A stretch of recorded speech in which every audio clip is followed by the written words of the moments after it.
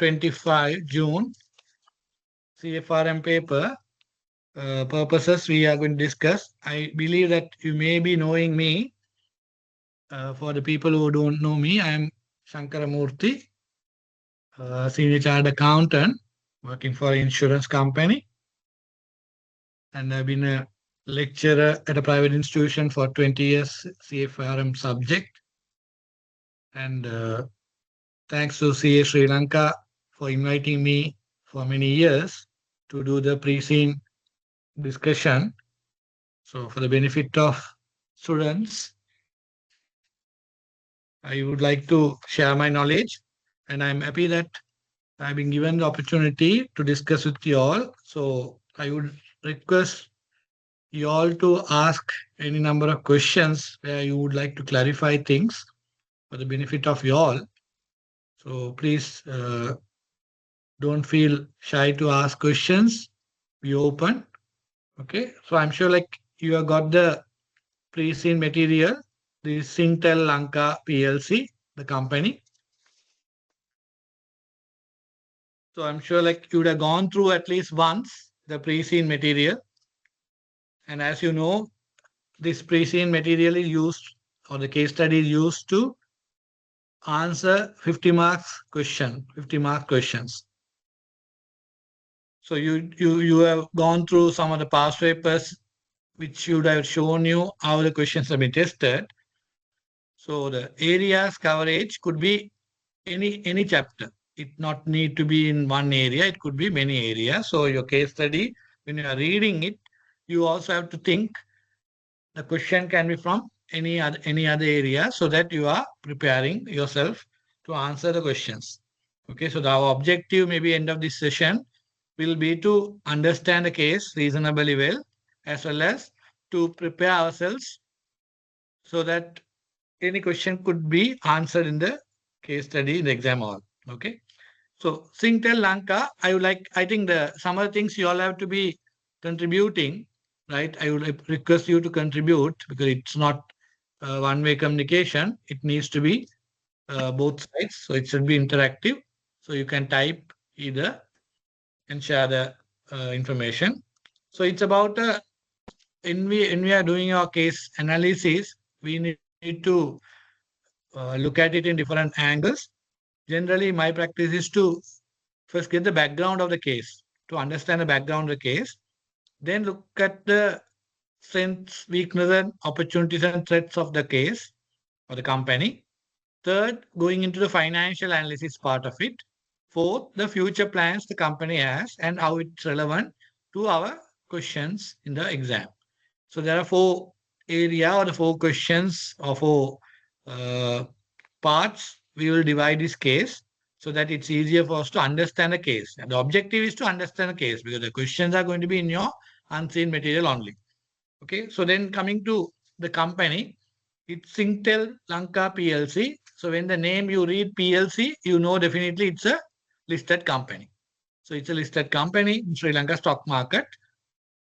And it has been a telecom operator or maybe a mobile operator in Sri Lanka. And they said it's the largest mobile operator. And they are giving you the background starting from 1999, where the company was incorporated, where 80% was owned by Singapore Telecom Company and 20% by one individual. So that's the ownership at the beginning. 80% in Singapore Telecom and 20% owned by Sri Lankan individual. Then they try to say that the graph, the timeline given in the page number 2 shows that 2000 they have started. Okay, 99 they have started the incorporation, I believe. So 2000 they have started commercial operations. 2017 they have bought fixed telecom provider and a TV network. And 2019 they have got listed, and 2023 they are largest telecommunication service provider. So that's just to give the graph you could see in the page number 2, how that evolved over the last so many years, 23 years. But when you look at it, the company, what was the company's core business? Anyone? What is the company's core business? or what are the businesses the company is involved in. You may use your chat.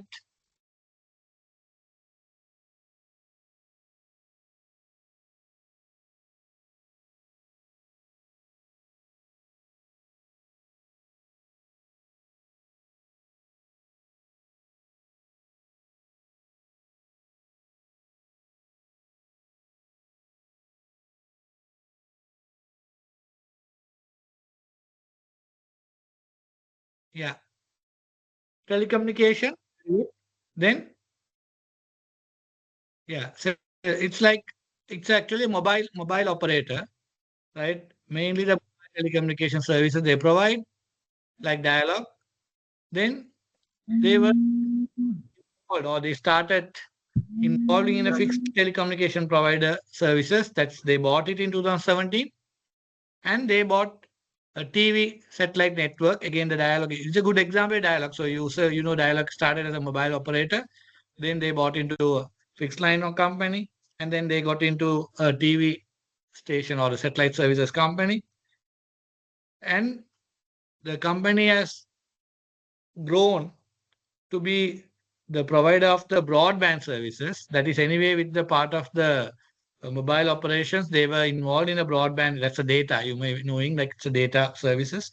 So voice calls and the data services and the fixed line operation and the TV satellite network. So basically, there are four mainly services they are involved in. So that's to get the idea what are the business they are in.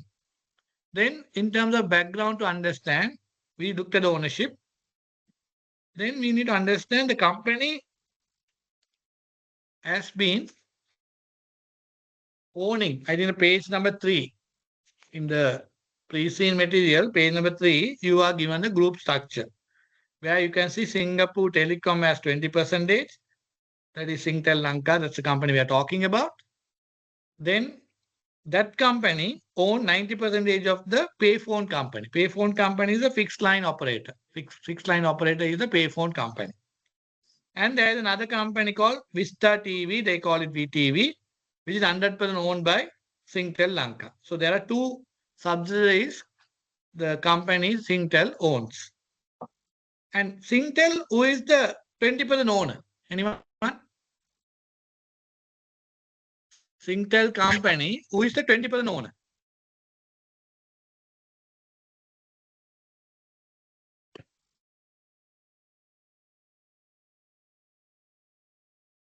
Anyone? Singtel, who is the 20% owner?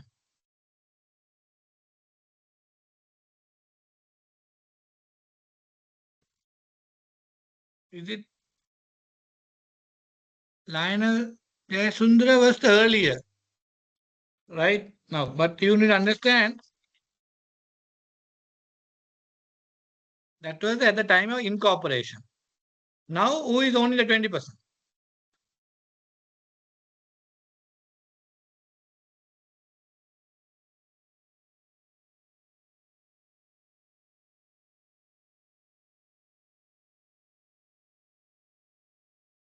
Who is owning?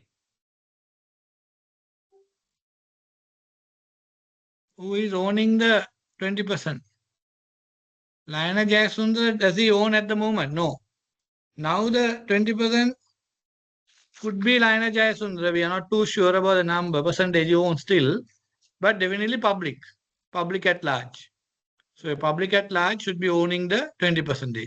Okay, when they got into listing, they would have listed the 20% ownership of Lionel, and then public must be owning the 20% because public has to own, otherwise it can't be listed company. So we know that that's the ownership structure. And a group structure, we know Singtel owns two subsidiary company. One is a payphone, that's a fixed line operator. Other one is Vista TV Private Limited, which is the TV channel company. Now tell me, Singtel bought payphone and Vista TV in 2017. They mentioned that 2017 they bought this payphone company and Vista TV. With your knowledge in financial management, tell me those two acquisitions is what kind of merger?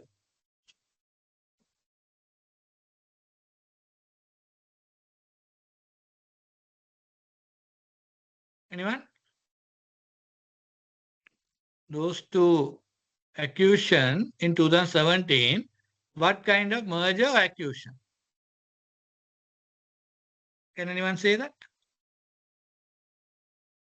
I would be taking the theory areas and discussing with you same time. We know it's acquisition transaction. What I'm asking is what acquisition? Somebody mentioned horizontal, takeover, acquisition, related, vertical, or horizontal. I think all whatever words you know about merger, you are putting, I believe. Right? What I'm asking is, do companies, now one is a payphone company. Payphone company is a, again, communication provider, but it's a fixed line operation. So it is more of a horizontal or vertical. Vertical mean what? You merge with or you acquire your supplier or customer. Are they buying a supplier or customer here? Vertical is that. You buy a supplier or you buy your customer or distributor. Are we doing that? Vertical is the same nature. Vertical is your supplier or customer. Horizontal is same industry. Now, if you take two banks are merging, that is what merger. If the two banks are merging, two supermarkets are merging, or two hospitals are merging, what merger is that?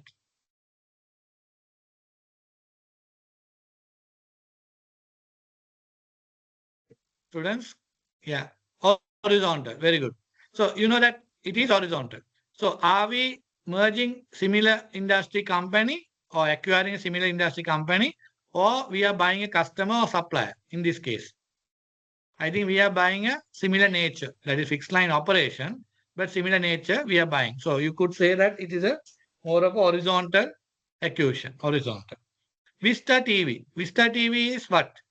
It's a TV channels, right? You get sports channels, entertainment channels, news channels, all that in the TV channel distribution. So you are buying into that. What is that? Again, it's a vertical or it's a same industry or different industry. Anyone?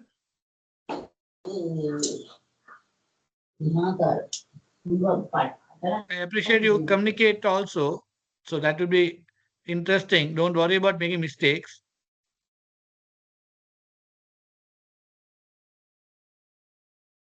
Horizontal. Is it horizontal? No. It is going to be a different industry altogether. You are acquiring a different industry altogether. So what is the industry you are talking about here? TV channel or maybe TV distribution.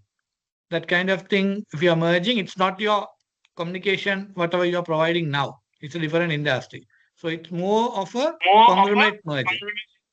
Conglomerate merger is where you merge with the company which is not doing the same business of yours. Totally a unrelated business. So conglomerate merger is the more suitable merger type in this case of the Vista TV buying or merging. Okay, keep that in mind. So that's to get the idea these two companies are bought. Then in terms of the table, I think you would have been able to go through this table number 1, page number 4. Otherwise, 0.7. 0.7. Key performer indicators. If you have looked at the table, key performer indicator of the STL, I go on the assumption that you have read this case or you have the case with you. So on that assumption, I'm going because otherwise we don't have time much. So you would see that mobile subscriber base. What is the mobile subscriber base this year? What is our company mobile subscriber base and what is the industry subscriber base? Can anyone mention? Can anyone share? What is the company's subscriber base and the industry subscriber base? Quickly. Mobile. Students? Is something wrong in the communication? You can type. Can anyone share that? What is the subscriber base of the company? According to table number 1, the 0.7, how much is the subscriber base? 14.9 million. 2.88. 2.88 is what? 28.8 million is industry. Company is 15 million. Yeah. So basically, we own what percentage of market share? What is the market share we have? 50%.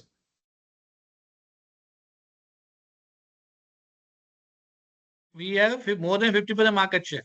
Why? Total industry has a mobile subscriber base of 28.8 and we have 15 million. So more than 50% we own. So we are the market leader. Please understand, let's get the idea properly. We are the market leader. We own 15 million subscribers and others, or maybe the industry has 28.8 million. So, okay, just keep that in mind. That will be needed because we understand that we are the market leader. It's like Dialog. Dialog is also market leader, right? They own more than 50%. So we all know that. Similarly, here, this company is owning more than 50% market share. That's very good market share. So definitely they would have got their products established in the market. Their brand value must be very high. People are always looking forward to this company services. That those are things the examiner has not mentioned the case study, but we should be aware. Otherwise, you won't be able to get into 51% market share. Okay. So on that basis, we know that market share is that. So you must be having good distribution channels and your brand has to be well established in the market or the consumer's mind. All that is, we are getting understanding based on this number.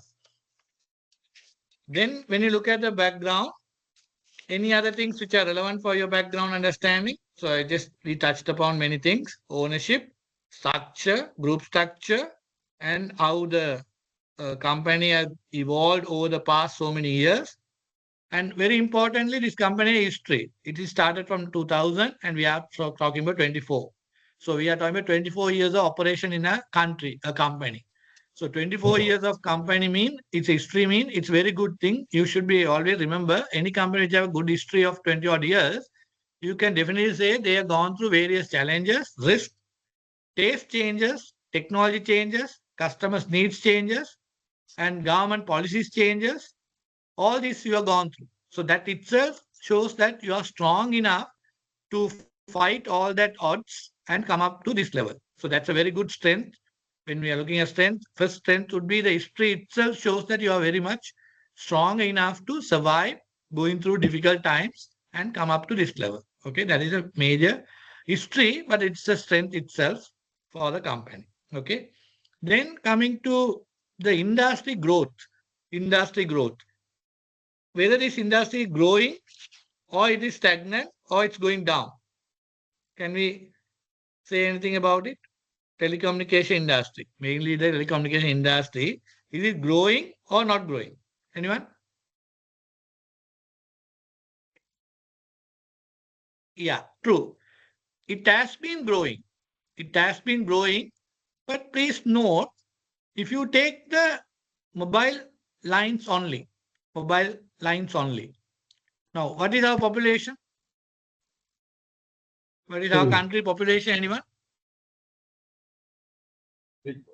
40 million. Roughly. Don't worry. 22 million, right.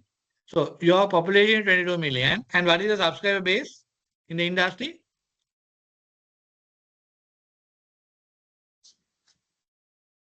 20, no, our subscriber is 15 million. What is the industry total market? 28.8, yeah. So you should know that out of population 22 million, but subscriber is 28. That means each one or the people have 2 connections or 3 connections. That may be the reason. So anyway, do you feel that you have come to kind of market saturation? Anyone feels that you have come to market saturation of the mobile connections?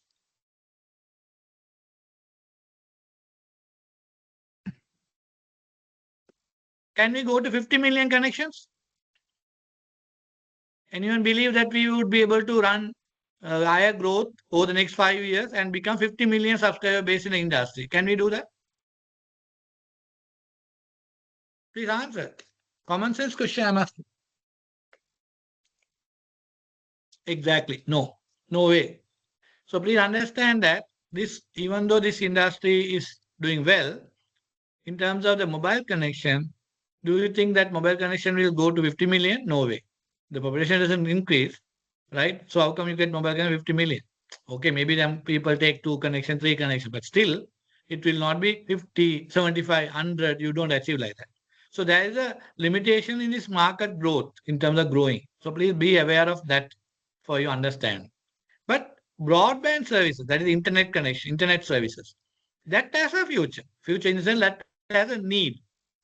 People use more and more internet, so your data requirement goes up. So you have some more scope to sell that product to more people, right? Another important area where your data could be sold. Very good. But at the same time, can I put a challenge to you? Right? It will be discussed at a risk level. If the government, now you all may be knowing that government introduced or maybe government has planned to make the country totally digitalized, right? All of you all must have read papers over the past so many months. Companies working on that project, larger project, digitalization.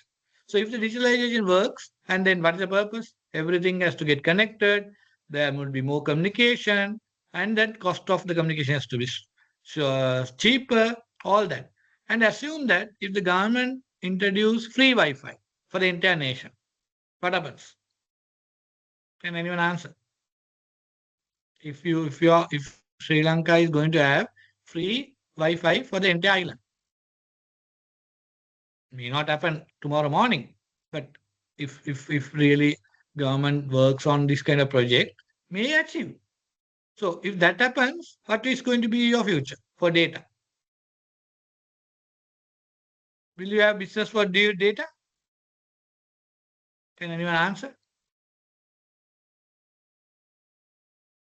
No one is answering. Will you be having business for your data? Revenue may decrease. Yeah. Is it only the decrease of revenue? Ah, thank you very much. No business. Okay. So please understand it won't happen overnight. But then you need to understand when these countries develop, where digitalization works and so many things happen, there may be impact this kind of thing. May not happen overnight, or maybe uh, these mobile operators also will not allow that to happen because then they don't have business. So we need to understand there is a what you call, if Starlink started also affect. Yeah, that's what I'm saying. So if you get into that kind of environment, you will see that your business get affected for sure. So please have a knowledge on this. Please have a knowledge on this. Even the mobile operations may have a impact in the future if the country go for digitalization. Second, if the net is or the data is available, your data business is also going to get affected. Right? If the people can talk over the WhatsApp or whatever database information, what you call communication, you don't need the voice calls. Okay, so there may be impact. So please have the knowledge. So these are the industry related comparison to this company. Okay, these are just I'm getting you to understand the case better in terms of background. Then we go to the two acquisitions they did. Two acquisition they did. One is acquisition of payphone, that is 10.1, and 10.2 is acquisition of Vista. So can you all take that pages? Acquisition of payphone and acquisition of Vista. Two acquisition they did in 2017. So we try to understand what is the acquisition of payphone. Payphone was a fixed telecommunication provider offering services such as landline and fixed internet connection to clients. So even though they were fixed telecommunication provider, they also were providing fixed internet connection to the clients. And they had a rapid growth over the past, and they had a 2 million customer in 2015. And we bought it in 2017. And most of the customers were corporate customers. Most of the customers were corporate customers. And they said the Singtel or our company have got into the purchasing transaction in 2017, where 90% ownership of the company shares were bought. And when they bought that, the company valued the enterprise value as how much? Can anyone say? At what price we have bought the company as an enterprise value? 8,750 exactly. So that was the enterprise value we have used to calculate the company valuation and bought it. Okay. And they have given you a graph where the operating profit and net profit, how it has been growing.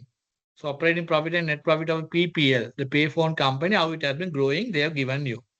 So if you take the net profit, 2016, that is 2017, we bought it. 2016, the company had net profit of how much? Anyone?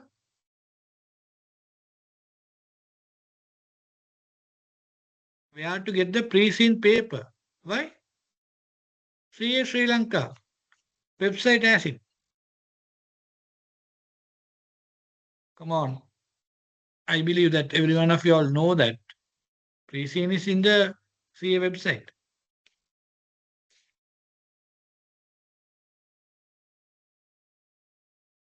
Okay, so can I, and so you know the profit, operating profit and net profit has been growing over the past before we bought over. And when we bought over 2016, the profit, operating profit was how much? Anyone? Not operating profit, net profit.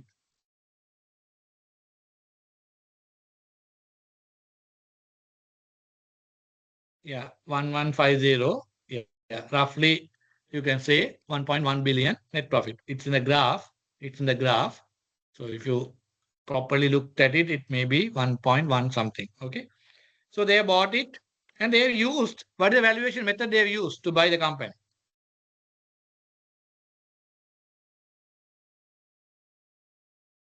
What is the valuation method they have used to buy the PPL? Price earning multiple. Very good. So they have used price earning multiple or earning method to buy the target company in 2017. So just understand, this is the method of valuation they have used in 2017 and the profitability information also has been given in the graph. Okay, keep that in mind. Then we come to 10.2, acquisition of Vista Private Limited. This again, we bought it in 2017. It's a TV, satellite television network where they provide satellite signals from various channels and provide the customer. And then they had 400,000 customers by 2016. We bought it in 2017. 2016, they had 400,000. And it was a family-owned company with us. Majority of the shareholders were in UK. And further, the company, VTV, has not declared dividend. That means in the past, they have not declared dividend, even though it's a profitable business. Right? Profitable business, it's inception. So they have given that. Then they have given you a graph. They have given you a graph where average revenue per customer is given. That means each subscriber who uses the TV channel has to pay monthly fee, monthly subscription. They say 2010, it was 811 rupees, 2016, 1499. So that means you are paying 1,500 rupees per month to get the services of this Dialog TV or so whatever, this company TV channel where you are using it. Okay. Then part of investment strategy, the company has bought this and they say, in order to buy this target company, that is VTV, what was the valuation method they used?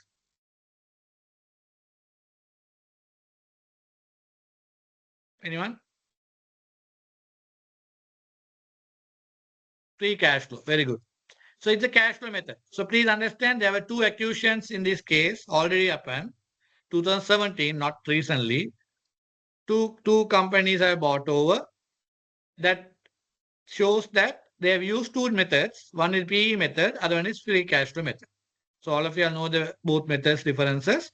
So you have used this one of these method to value the company and bought this company. That was the acquisition related information. Then they are talking about the business plans. So in the business plans, before we come into business plans, so we just gone through the background understanding of the case before moving on to the next one. What are the strengths? Quickly, can anyone say what are the strengths? 5 strengths of this group. Quickly. 5 strengths of this group. Can you type faster?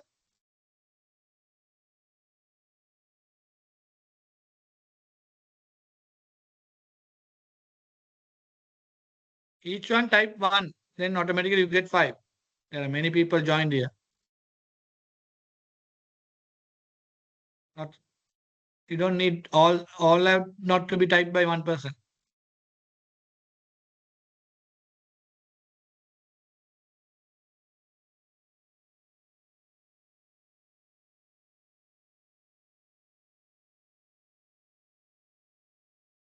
What are strengths? No one has identified strengths.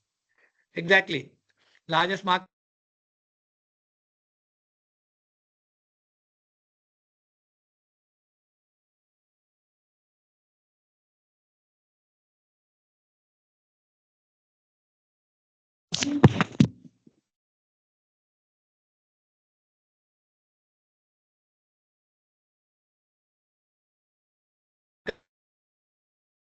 Can you hear me now? Can you hear me? Yeah, okay, sorry. So 20 years sustainable service in a business, and it should be having a good brand. Good brand. We are not being mentioned here, but definitely it should have a good brand. Otherwise, you can't get into market leadership. So their strong financial position, very good. What else? Strengths, history, strong financial. Yeah, don't get into EPS increase then all separately. When you say financial position is stronger, leave it there because we will look at the financial analysis separately. So what else the strengths of this group? Yeah, Mr. Lion is well experienced, but I'm not too sure whether he still owns the company or he runs in that manner. That is one. Second, please understand this company is owned by, finally owned by whom? Main shareholder.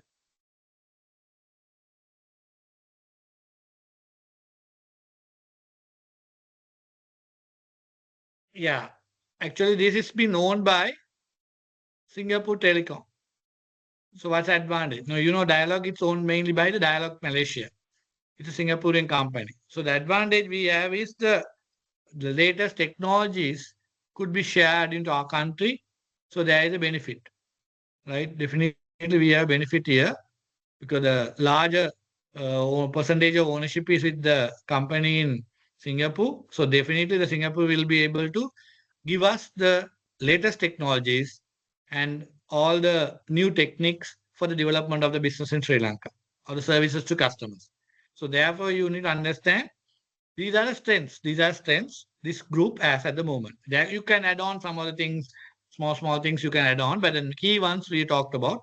Then weaknesses. What are weaknesses you see in this group?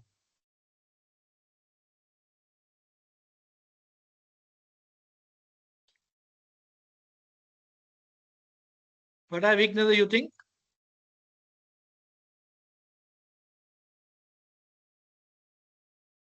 No sound. It's good that generally we find weakness faster. Lack of diversification, I think very important because this portfolio theory knowledge of yours should be able to tell you they are reasonably when you look at it have been into the same lines of businesses, right? One is the communication, and communication is the main services, and maybe the digital TV network also there. So the issue could be that you are not very much diversified. So the problem is like you are dependent too much. So a failure of any of this industry will be a major disaster for your group. So the market expansion is limited, as somebody mentioned, yes, because already we have subscription has come to 28.8 million and we have got already 15 million. And there may be definitely players in the market, other players in the market. So it's not something we can grow indefinitely at a higher growth rate. So there is a limitation of the market growth. So that's a weakness of the industry itself. Then the technology changes. That is something people can say. But then in this company, the advantage is they are owned by a Singaporean company. So you have advantage of getting a new technologies and grow your company. So we can say that are the weaknesses. Lack of diversification, definitely yes. Market expansion limited, yes. Financial side, we'll look at it short while. Definitely you have to mention that they have higher gearing.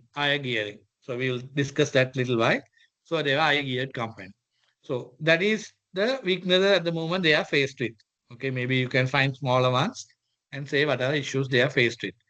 Then we come to opportunities. What are opportunities this group has? At least three opportunities they have.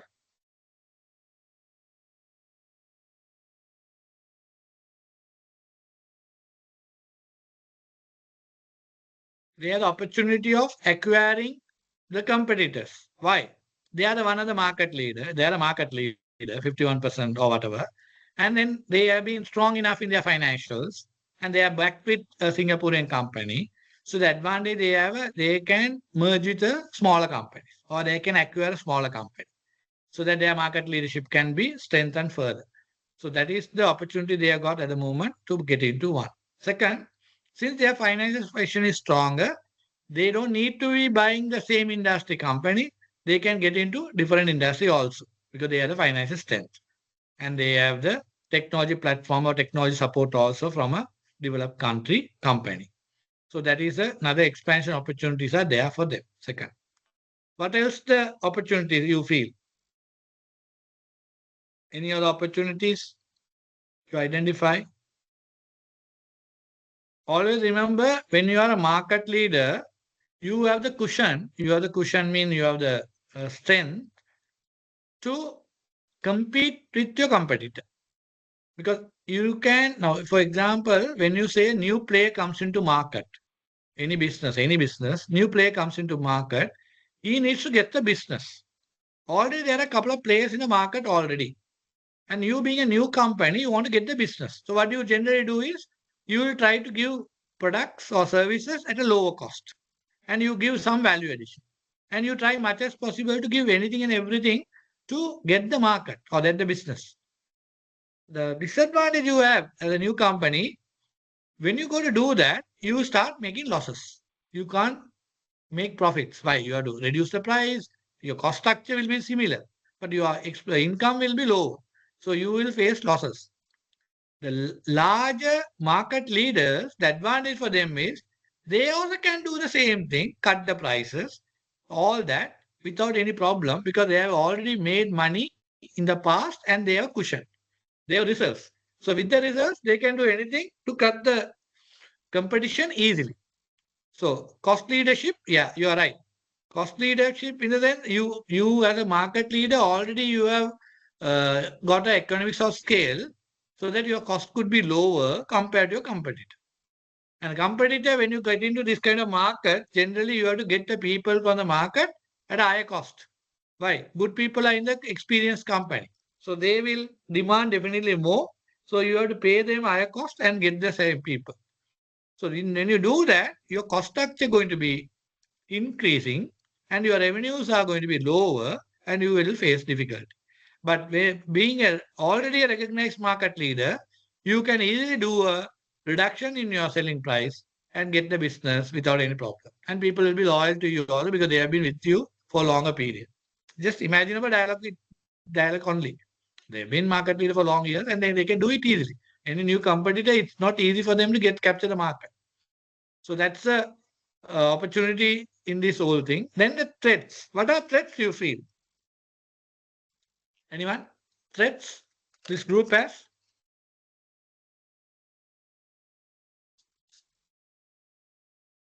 What are threats? I think we discussed already one. But your market is limited. Yeah, market is limited. So that itself a threat. Second, as somebody made a government regulation. True. Because government generally pay charges many taxes. I think already they have given you the table of taxes. If you read it properly, they have given you a table of taxes. They gave company corporate tax is 30%, telecommunication levy, government levy, social security levy, value added tax, all are there. All taxes are there. So government charges a large amount of money from the taxes from this industry anyway. Then the technological risk, of course. Of course, the technology changes will definitely disturb this business and industry, and you can be out of business overnight because of technology risk. Cyber security, those are anyway they're given a list of risk. Huh? So you can take those things, but only thing is those are kind of limited things. I am here talking about threats. Basically, your survival could be a problem. So one is the technological, government regulations, and your sustainability of business, because growth is going to be limited. You don't have an infinite period of growth in this business. It's not a food item. It's not a food item. It's going to be a technology-based item, and there's a limit for you to sell your products. And then there are environmental changes which can disturb your business. So these are the threats. So just we got now idea about the strengths, weaknesses, opportunity, threats. Any Singapore ownership changes? Yeah, definitely you can mention that also. Any changes also can have impact on your business. Then coming to the financial analysis side of it, right? That is what we are generally interested, right? Financial analysis. I'm sure all of you all have got the initial table, page number 4. Initial table. Can everyone look at the first key performance indicators when we go to the balance sheet and P&L? Key performance indicators. Please look at the key performance indicators in page number 4.7. You have 4 different years. It's not a 4 past years. They have just given 4 years so that you understand what has happened over the past 2010, 15, 23, 24. They're given you revenue, gross profit, operating profit, net profit, earning per share, dividend per share, return on capital employed, debt ratio. Now these ratios are given not for the last 3-4 years. It's given for 4 years over the last many years. That shows the revenue is growing or stable or reducing. First thing is revenue.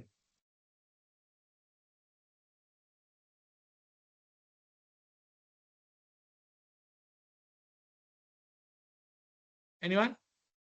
Is revenue growing? This group or company, first place. Yeah, revenue had been growing over the past. Sorry? Yeah, growing. So everyone knows that revenue had been growing. Gross profit is growing. Net profit is growing.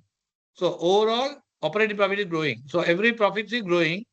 So it's a positive thing. Positive thing over the last 15 years, the company had been, or not company, the group had been growing in terms of revenue and profits. So that earning per share also had been growing. Dividend per share has been growing. And returns are also growing. So all are positive things. So profitability point of view, we generally calculate in the pre-scene level, calculate some ratios to understand the profitability. Okay. So here, even though the profitability information is given, it is given for different number of years, but you have been given balance sheet and P&L of the company and the group for current year. Company and group, P&L and balance sheet is given. So all of us can calculate the profitability of the company and the group. Profitability of the company or the ratio, you can calculate the company and group. But only thing is, please remember, in order to do the analysis of ratios, we need one of the 3 information. Anyone can say that? What are the information you may need to compare the ratios?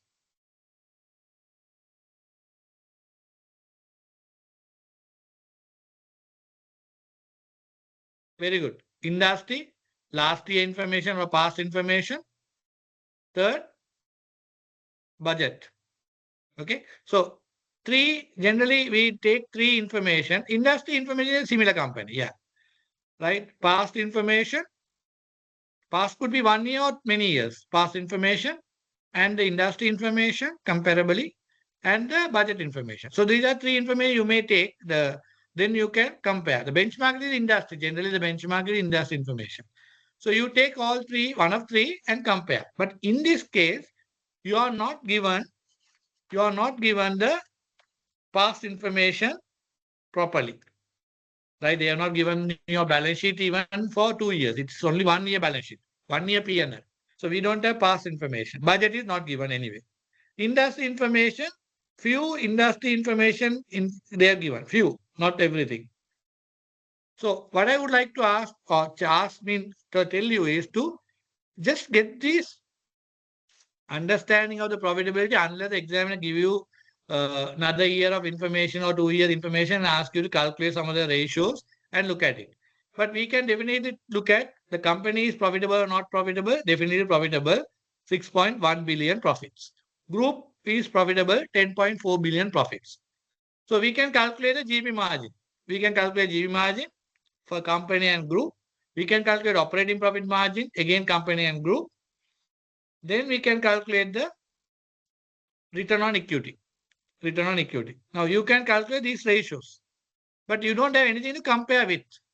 You don't have anything to compare with. If you just calculate GP margin, can I have the GP margin of the company and group? Anyone? Already calculated? These are smaller work. You can do it anyway, right? GP margin, GP divided by sales.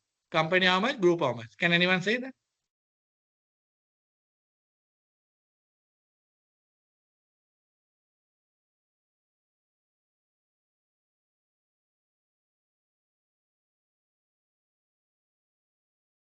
Group 34.7. Okay. Company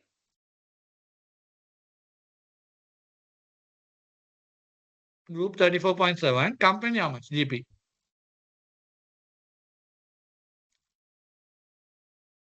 42. Okay.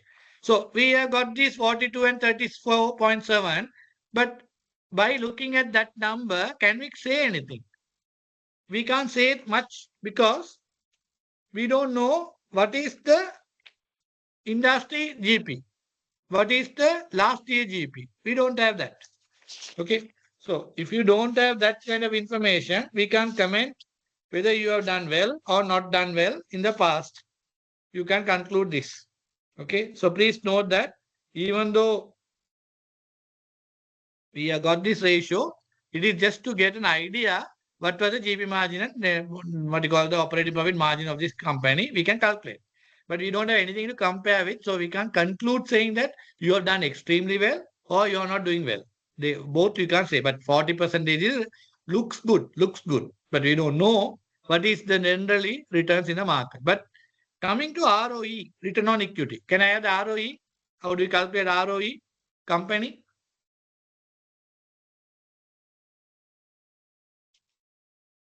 Can look page number, yeah.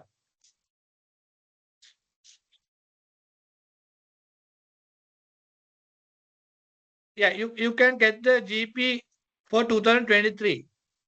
Group revenue and GP is given. So you can calculate the GP margin for 23 also for the group, not for a company again. It's only for group. You can look at it, right? Then 2023 for operating profit, net profit. So group, you can calculate the GP margin, operating profit margin, net profit margin for the past. I'm with you, but not for the company, right? So you can get the number. So can I have the 2023 net profit margin? Can we have the 23 and 24 net profit margin of the group? Leave the company. Yeah, before ROE, since somebody mentioned that we can look at last year information, can I have the GP margin of the group 23 how much?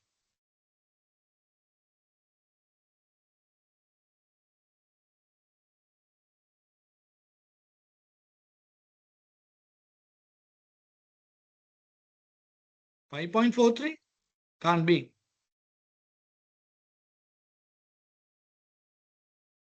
What is the GP margin of the group 23?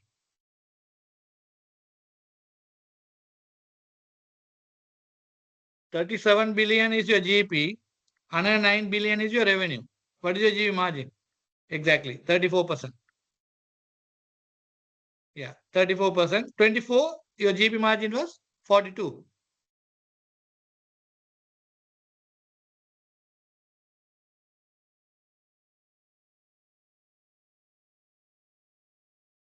GP margin of the group. We calculated earlier.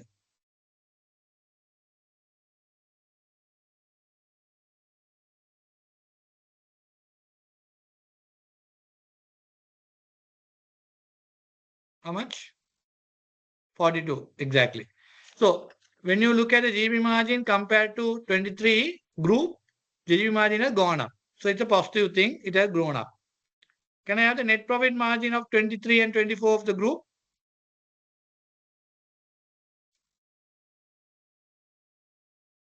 Net profit margin of 23 and 24.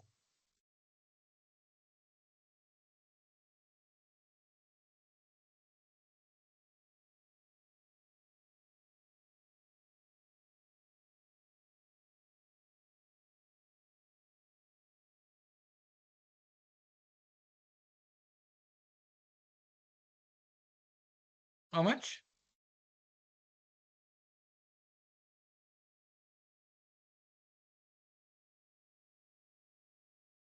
Net profit 23, 7.2%. 24, 8.6%. So it has grown. So we know that 23 and 24, when you look at the net profit margin, it has grown by 7.2 to 8.4, 8.6 or whatever. Right? So it has grown comparatively. So group overall net profit has grown up. It's very good. Now we come to ROE, return on equity, company and group. ROE, company and group. That you can't calculate from this table. You have to go to your P&L and balance sheet. Can you take your P&L balance sheet and calculate your return on equity for company first? Can I have the return on equity company?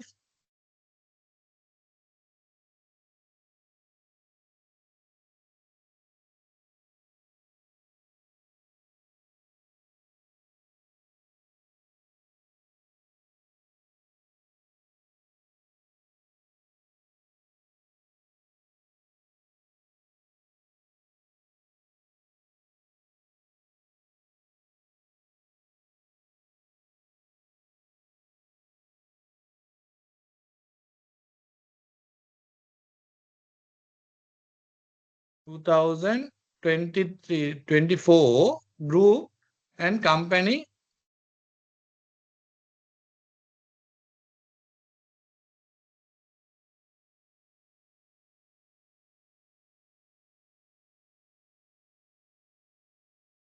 Company 14.8. Very good. Group. Yeah, company 14.8. Group how much? When you are calculating group ROE, you have to take the equity attributable to equity holders only. Don't take the minority. And profit, when you are taking, you have to take the profit attributable to the parent.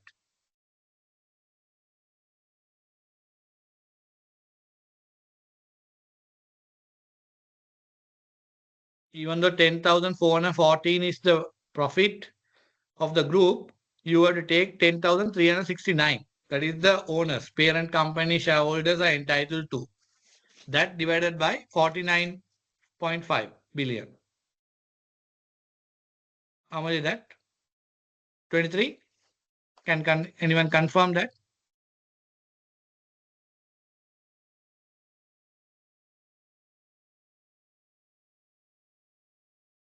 Yeah, very good. So we know that ROE of the company is 14 point something, group is 22.9.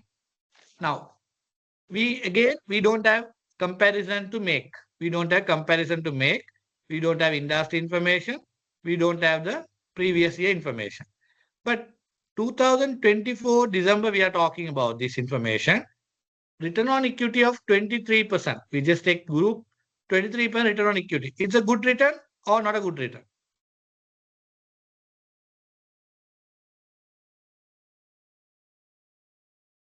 Very good return. Yeah. Because we are talking about an environment where our interest rates of 1 year interest rates are how much?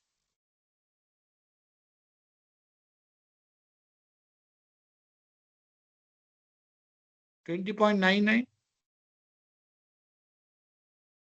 What is 20.99? The ratio. Okay. Anyway, I told how to calculate. So you all use your calculator and say 20.9 or 22.9. I'm not very much interested. I'm just asking what is the annual interest rate now? 2025. ROE of the group. I told you all ROE of the group, how do you calculate? 10,369 divided by 49,560.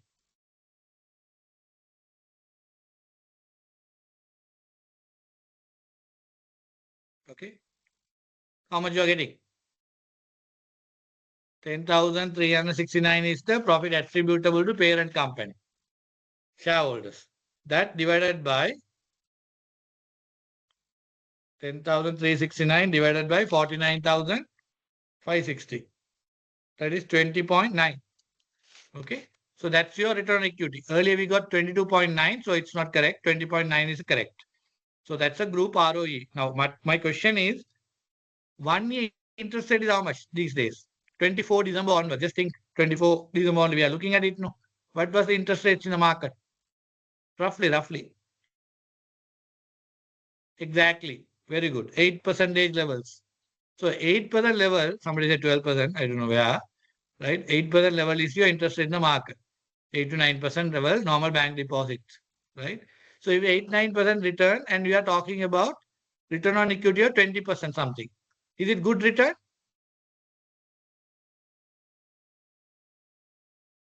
Is it good return? Yes, definitely very good return, 20%. So if you know your returns have been good, profitability ratio we looked at, operating profit, GP profit, net profit margin, and ROE also. Overall, profitability of the group is good or bad? Overall, profitability of the group is good or bad? Very good. I think profitability, we don't have any problem. They are doing really well. Over the past, they have been growing revenue, they are profitable, and good returns they are generating for shareholder also. So positive thing about the profitability. Now we come to liquidity. Can we calculate the current ratio? Can we calculate the current ratio?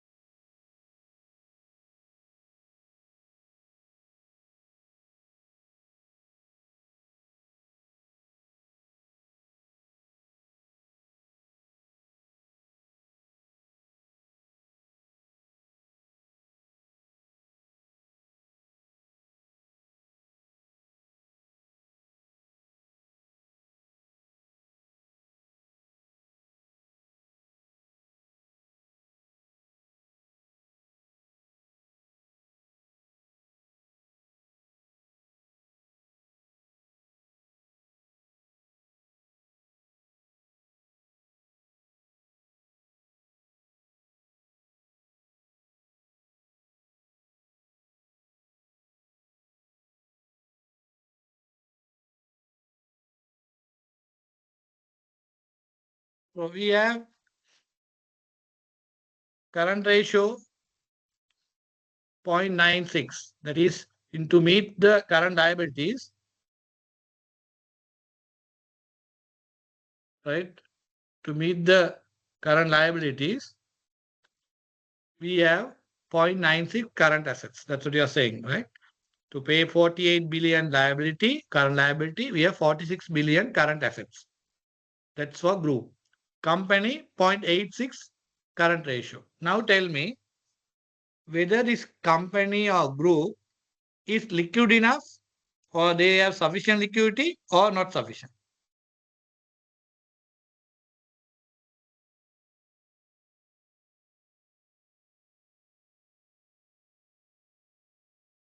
Are they liquid enough? That means they are able to meet their liquidity requirements without any problem.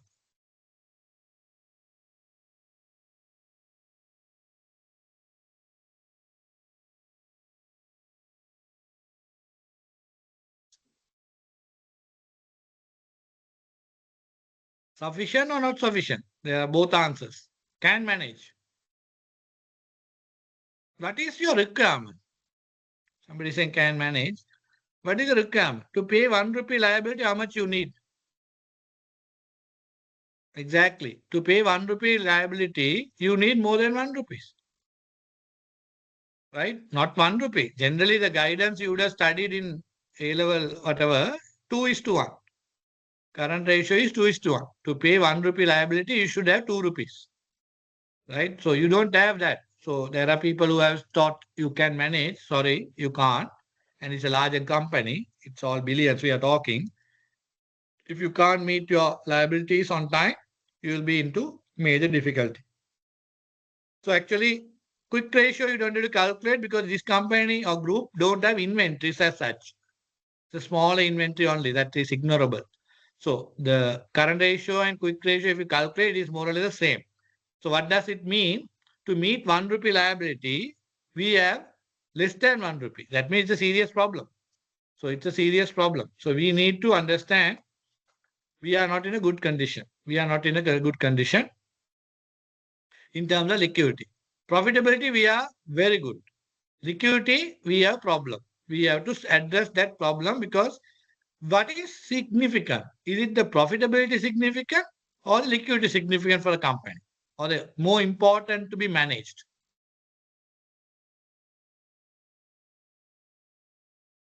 Yeah, I think that's right. Liquidity. Because you can run a company even at a loss for few years. Even a loss-making company you can run for few years without much of a problem. But a liquidity problem company, I don't think you can run it for even a year. You will get into difficulty because you won't pay your supplier payments, bank the dues, and employee payments, and utility bills. Everything you will get into difficulty. Then you will have to face the operational issues day-to-day basis. So please understand that even though profitability is good, liquidity is not good. That means you are going to get into serious problems. This group will face the liquidity problem sooner. Okay, keep that in mind. Right. Now, third ratio, what we generally look for is a gearing ratio. Can we calculate gearing ratio? You take the group, company also you can calculate. Can we have the group? You can calculate and see. But group, can we have the group liquidity calculation or gearing calculation? How do you calculate gearing? Debt divided by debt plus equity. Debt divided by debt plus equity. Debt divided by debt plus equity.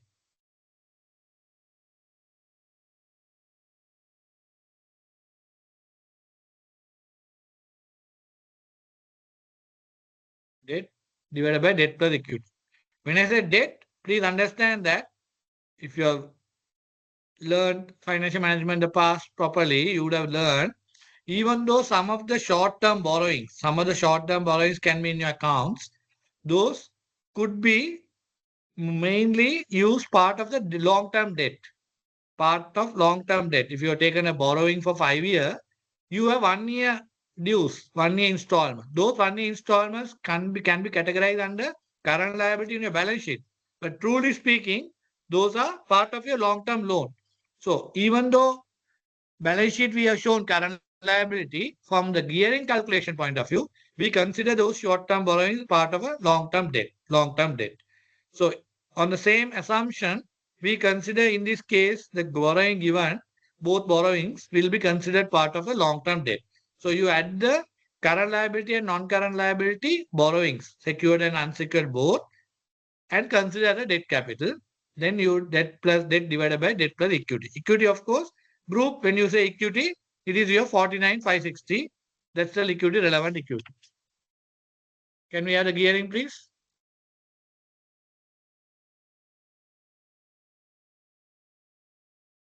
4.8. What is 4.8? Liquidity is a ratio. Gearing is a ratio.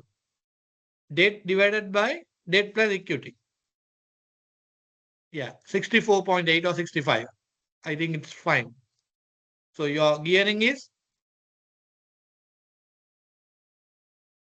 65%. Now tell me, it's a low geared company or high geared company?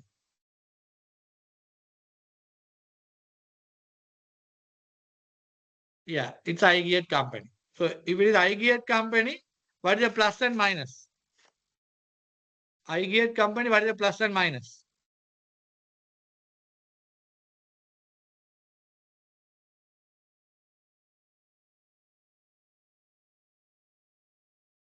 High geared company, what is the plus, what is the minus?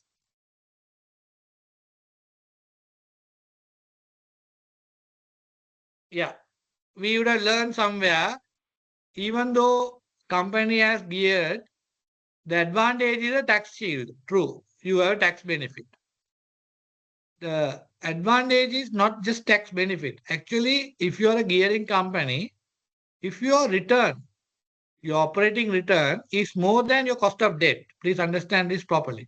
Operating return is more than cost of debt, then you are going to make money for your shareholders.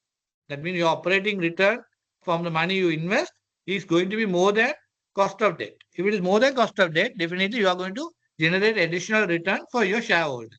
What is the primary objective of shareholders? What is the primary objective of companies? Anyone? What is the primary objective of the companies? Yeah, wealth maximization. Everyone knows that. That is your primary knowledge you would have got. Somebody say profit maximization. I think you need to go back to your first class theory class, wealth and profit comparison, because profit maximization is not the primary objective. Wealth maximization is main objective. Profit maximization is short-term goal. It's not the corporate's main thing. Because you can make profit 1 year, but second year you may lose. But wealth maximization is a long run, you create value for the shareholders. In that case, we need to understand that when you have borrowed money, you are going to make money for shareholder means you need to make sure your return is going to be your cost of debt. So you borrow money and invest in your business. That return that you generate, that is operating return, has to be more than cost of debt. Then even though you are a geared company, you definitely make money for your shareholders. Okay, so that is your advantage. Disadvantage is when you gear your company, you borrow money and invest, you are increasing the financial risk to the shareholders. What do you mean by financial risk? When your company doesn't do well, understand that properly. Financial risk is when the company doesn't do well, you will have a problem. Why? Even though you don't make money, you may have to pay you don't make money, you have to definitely pay finance cost, your finance cost, because those are committed costs. Repay debt is not more than repaying debt. Your problem is your finance cost. So you will have to understand that you have to pay finance cost to your shareholders, sorry, debt holders, even though you are not making money. So that is a risk you run. That's why you run by taking debt capital in your balance sheet. So if your returns are more than cost of debt, always you don't have a problem because you make money and pay your debt cost. Okay. Somebody mentioned the word saying the credit rating impact. All that is having impact. But more than that, the main concern you will have when you are a geared company, you run a financial risk. That is, when you don't do business well, you are supposed to pay the finance cost. That means you pay return to debt holders from the shareholders' money. From the shareholders' money.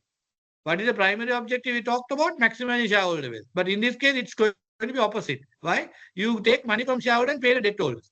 So please understand, gearing is plus is there, at the same time minus is there. Plus is when your company is doing well, that is your return is more than cost of debt, you are well managing your company and your returns of the shareholders are going to be increasing. Minus is when the company doesn't do well, you are getting into difficulty. So always we learn your theory knowledge. If you watch the videos, whatever you learn, please note high gearing or extreme gearing, we don't recommend. My principal general guidance is don't borrow money more than 75%. More than 75%, if you're borrowing, it's very high geared company, you are going to get into problem one day or the other. But 65% is not a very high geared company. You are still at the reasonable level, but you don't further borrow. We don't further borrow because you have come to some higher levels of gearing. Even though you are a profitable company, don't go beyond this gearing because it's a risky transaction. Okay. Then we have looked at the gearing side of it. So overall, in terms of financials, you know that profitability is, can I have three answers? Profitability is good. Can anyone answer? Profitability is good? Yes. Liquidity? Liquidity?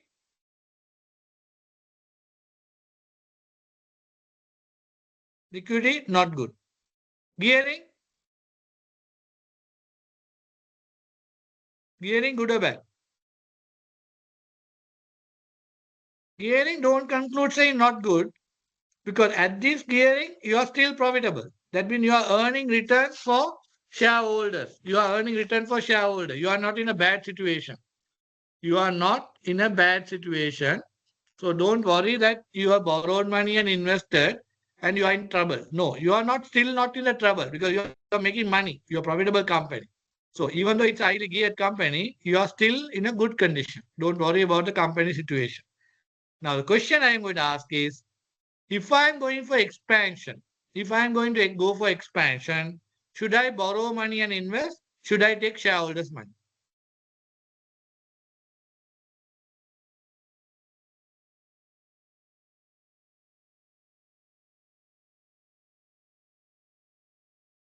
If I am going to expand this company, should I borrow money and invest or should I take the shareholders' money? Exactly. Shareholders' money. After we discuss this is high geared company and all that stuff, again, why you are going for debt money? You are going to be further problem. Don't say both. You will be getting into difficulty. You are already a high geared company.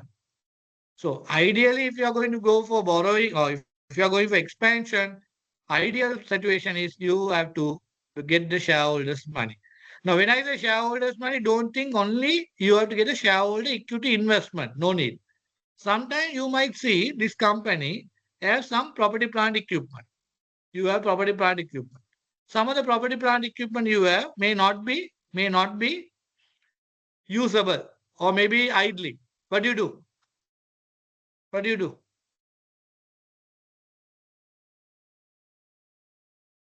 Yeah, impairment. I'm sure you all are auditors. Impairment, but I'm talking financial management point of view. What do you do? Exactly. Seal and lease back. No, no. If it is idling plant and machinery, why you are leasing back? Exactly. Dispose. So please understand. Even though you think the shareholder money mean it's a equity investment, no need. Even your present properties, whichever not usable, where you can sell it off, you sell and realize some money. So that will help you to reduce your gearing. One, that will reduce your gearing. One. Two, are you having a liquidity problem? Yes. So by getting some cash, will you be able to reduce your liquidity problem? Yes. Okay. So you are clear now. So now we need to understand this company should not borrow money and expand. It should find the own money, that is shareholders' money or own money. Okay.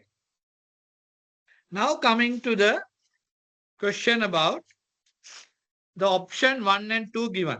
Can you go to the option 1 and 2 given? That is for the expansion. What they are talking? So we have got the some financial analysis side of the story. We have understood somewhat. Somebody asked this question whether we should take the lease liability for your debt capital. Generally, the lease liability is your what you call the financial arrangement you're done to finance your company. So it's part of your capital structure. But in this case, this lease liability had been a small amount if you look at it. So we could ignore that and calculate your gearing with the normal short-term and long-term borrowings. Okay. It's more of a accounting entry, as somebody mentioned. So you don't have too much worry about the lease liability. It's just a entry, but your capital structure, debt and equity, you can take. Okay. Now can I get the option 1 and 2? They are planning for expansion. Why they want to expand? If you read page number 8 under point 12, page number 8, point 12.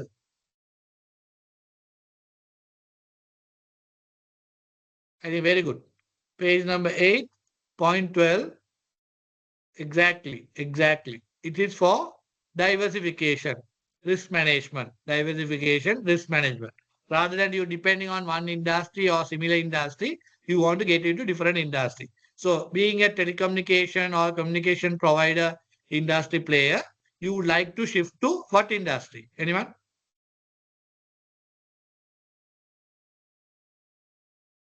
Which industry they are going to expand?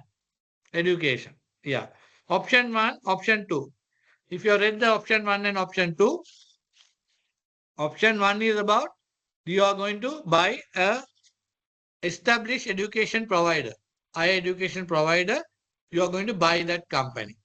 And that company has company called BCC, and they have another institution called Leeds Institute of Business Studies. So that's the business they are in. It's a higher education business, but they have been operating for some time. Their P&L, their information is given in the last page of your pre-seen material. Balance sheet is given in the last page. Yeah. I'll come to the IFC loan. IFC loan, why we are getting? Can you read that IFC loan story? Page number. What is the page number? Page number 10. Exactly. What is the purpose of IFC loan?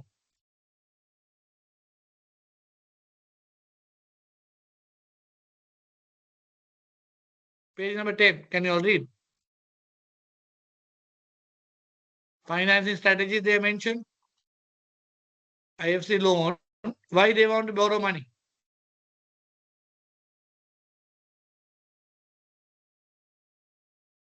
Yeah. Expand the broadband connectivity island-wide. So that is the International World Bank, IFC, the World Bank arm. So they are going to give money to expand that. Now, can we use that money to pay our debts?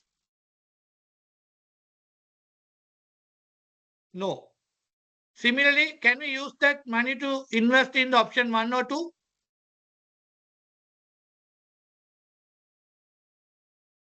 Yeah. So you have your answers, right? I don't want to talk further. So you know the answer, right? So that's basically the IFC loan story. So they are given, unless unseen material, if they give further, you can look at that. Obtaining a loan and infusion as equity subsidy, how would affect cost of equity of subs? Now, please understand, when you borrow money from the parent company and invest in the subsidiary company, parent company, that is the holding company, are you high geared or low geared?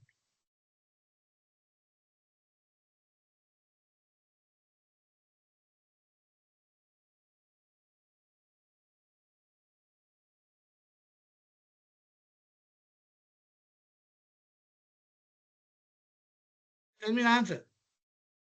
Already, are we high geared or low geared? Somebody say no impact? Come on. You are high geared company. So, are you going to borrow further? That's why we concluded earlier. I don't want to revise again. Already you are high geared. Are you going to borrow further? It's a good thing or bad thing? No, it's not a good thing. So we don't borrow money, right? If you want to invest in your subsidiary company, you have to find the equity money and invest. At this moment, don't borrow further. We are already 65% gearing you have. It's not advisable. And do you need a long-term money or short-term money? That is another question. Long-term money or short-term money? Short-term money? Come on. Why do you want short-term money? You are having a problem with liquidity. Liquidity problem is not a short-term, it's a long-term issue, right? So you need long-term money. In order to solve your working capital problem as well as your investment problem, both you need long-term money. Sometimes you might think long-term working capital issue is a short-term problem. No, it's a long-term problem because you can't sort it out for only 3 months. You have to sort your working capital liquidity issue for a long run. That means your current asset has to be more than current liability for sure. So you need to have money, current assets money. So how do I get it? That's what we said. You need to find some of the assets which are idling and dispose those money and get the money. Or you have to collect your debtors. Debtors monies have to be collected so that your cash flow can be improved. Third, you can get the shareholders money. Shareholders money. So collecting money from debtors will reduce your current assets, but you get your cash. So your liquidity problem can be sorted out, or maybe you are in a better position. But still, your current assets don't go up. But if you sell your properties or some plant equipment, you get money that will become your current assets. That means your current assets will be more than current liability, which is your liquidity problem will be sorted out. Or you take the shareholders' money. Shareholders' money definitely will help you to reduce your liquidity issue. Further, you get the long-term funding, which will be useful for your expansion, whatever the industry, education or whatever industry you're getting into, that will be also helpful. So please understand this company, the option 1 and 2 expansion needs to be funded. Needs to be funded. How?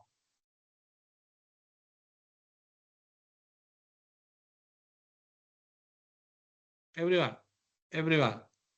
The long-term investment option 1 and 2,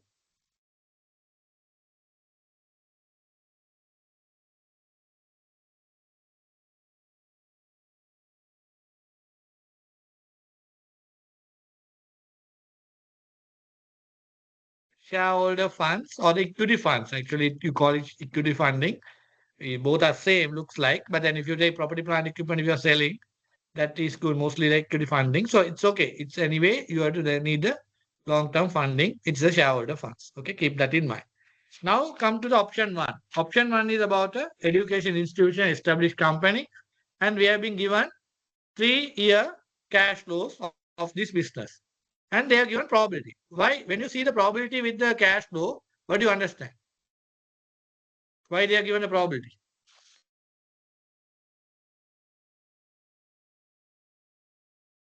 Uncertainty, yes. But when you see the probability, exactly. Expected value calculation. So I'm sure all of you all know how to calculate expected value. You multiply the probability with the respective cash flow. Year 1, all 3 probability multiply the respective cash flow and add it. That gives you the average cash flow for the year 1. Similarly, average cash flow for year 2, average cash flow for 3. So you get 3 cash flows for year 1, 2, 3. That is the cash flows they have forecasted for the next 3 years. But they have not given the growth after 3 years. They have not given growth after 3 years. Maybe the unseen material will give you that so that we can use it for our valuation question. And working capital change also, they have given 10 million per annum. So you need to include in your free cash flow calculation. So this is for your option 1. This is for option 1. Option 2, what is that? What chapter? Option 1 is what chapter? Option 2 is what chapter question?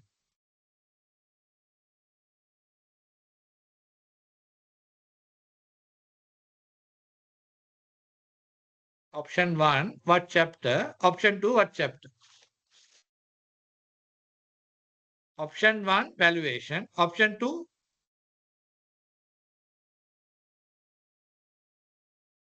yeah, valuation is option 1. Project appraisal, international investor appraisal, option 2. So option 2, when you look at it, they are told we are going to establish a education institution in Maldives. Again, education, but it's international. So we are diversifying further. We are not in Sri Lanka, we are going abroad. So we go and put it in Maldives, education institution, and they're given you free cash flow, EBIT, capital expenditure, all that information given, and the exchange rate is also given. But again, it's given for only 3 years. So we should know that the growth rate will be given in the unseen material, and we have to use the investment appraisal area.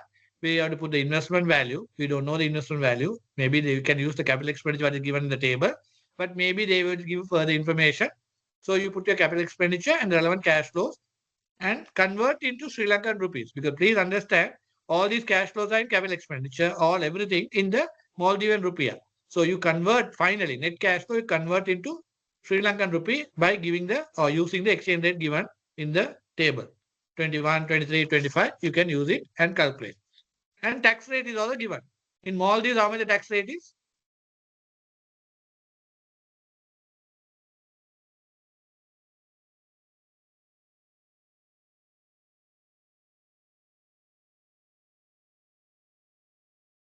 Exactly. Maldives tax rate is 15%. Somebody asked this change in working capital anticipated to increase by 10 million per annum over the first 3 years. And it has not been factored into the above projected cash flow to the firm after tax. So your year 1, what is the working capital investment?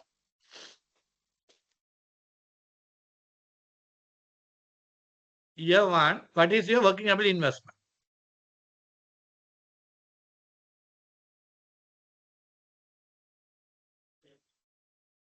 This I'm talking option 1. Option 1. Somebody is asking about option 1. 10 million, exactly. Year 1, 10 million. Year 2, 10 million. Year 3, 10 million. Why? They say increase by 10 million per annum over the 3 years. Because it's a running company. Option 1 is a running company. So only because we buy the company, we are going to invest 10 million per annum additional working capital for the growth of the company. Okay.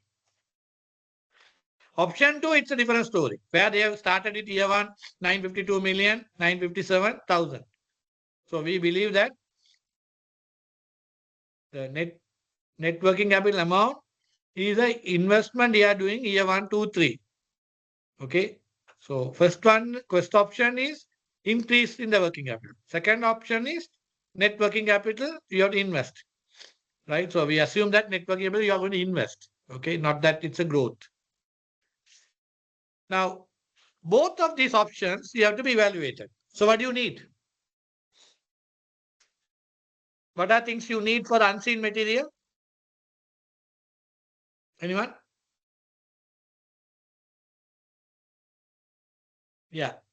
WACC, right? Your WACC or cost of capital. So the examiner has to unseen material, they have to tell what is the cost of capital we have to use. If they don't mention anything, you might use WACC, but due to calculate WACC, you need the cost of equity and cost of debt. Cost of equity and cost of debt.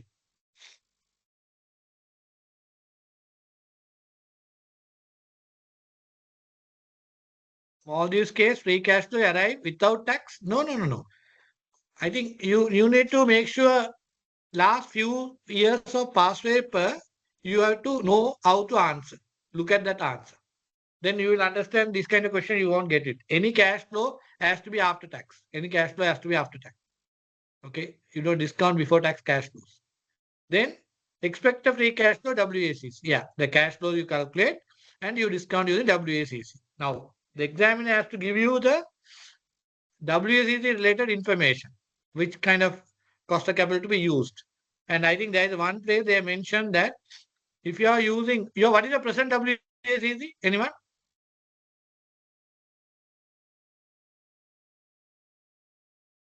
What is your present WACC? Exactly. Very good. 12 to 14%. That's your present WACC. Can we use that? Can we use the present WACC? Why? Why? Why? Can't. Why? You are saying no. Why? Cross border? Yeah, I think the very good answer is no risk. No risk differences. Only you can do that.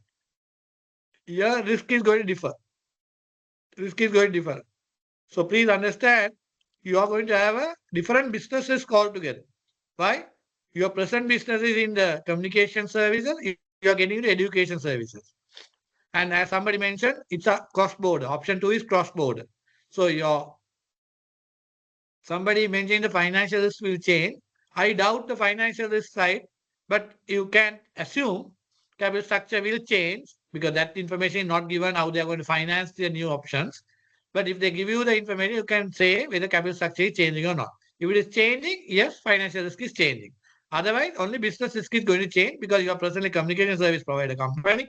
You are going to getting into the education services company. Definitely, you will have a business risk changes. That means your asset beta is going to change. Asset beta is going to change. So your CAPM area, you have to be familiarizing yourself so that your asset beta of the company has to be identified and you have to convert into equity beta and calculate your relevant cost of equity. Then you apply your cost of debt and calculate WACC. So this is something a knowledge you have to look at it. And I'm sure like you would have gone through at least few past papers last few years. Those past paper answers, when you look at it, you will understand what I'm talking. Okay. Then coming to that's your cost of capital area. Then coming to your capital structure, when you look at it, always remember there are two things to be mindful. One is your equity capital and debt capital has to be market value. Can I have the market capitalization of this group? Market capitalization of this group. How many shares this group has? Or the parent company has?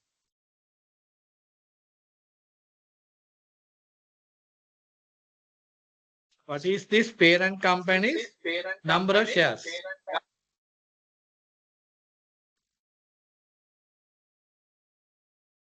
2 billion. Yeah. 2000 million. I think people are not, even the chartered finance students, you don't know there's a 2000 million equals to what? 2 billion. Yeah. 2 billion shares. So 2 billion shares, market price was how much? 31st December 2024. What was the market price?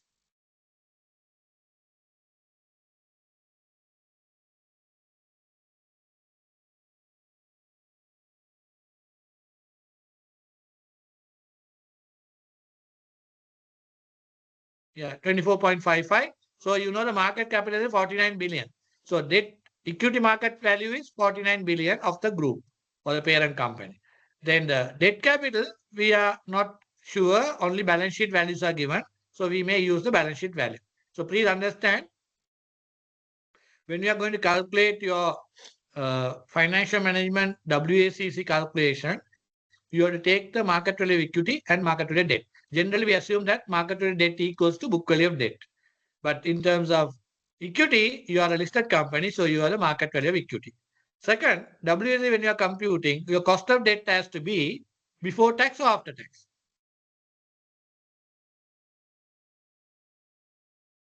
When we are calculating WACC, yeah, very good, after tax. So you are very clear on that. So that's how you have to calculate your WACC. I'm with you. Okay. Now coming to another area, that's your target company BCC. They have given you the balance sheet. They have given you the BCC cash flows that we can use it for free cash flow valuation, and they have given you balance sheet. According to balance sheet, what is the target company value? Anyone?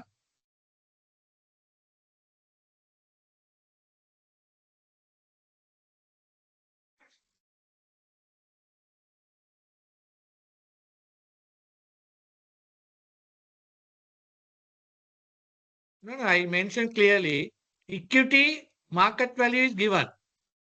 You don't have to wait till unseen material. It's already seen in the pre-seen. Equity. Debt, they won't give you market value. Don't worry about it. Right? Debt, generally the assumption is book value equal to market value. You can go with it. According to BCC balance sheet, what is the balance sheet net assets value? 220, 211 or 228?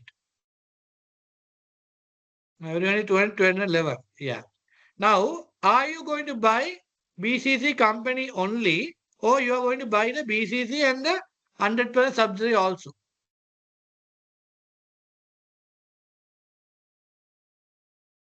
Are we going to buy BCC only, or are we going to buy BCC and its subsidiary also?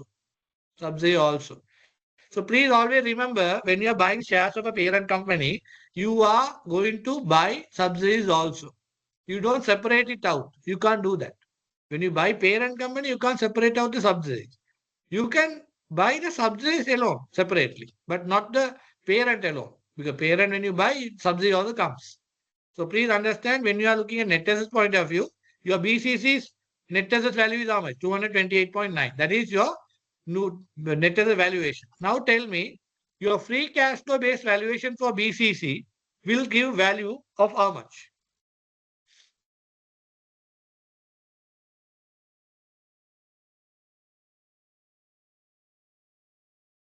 I know that question is may not be clear.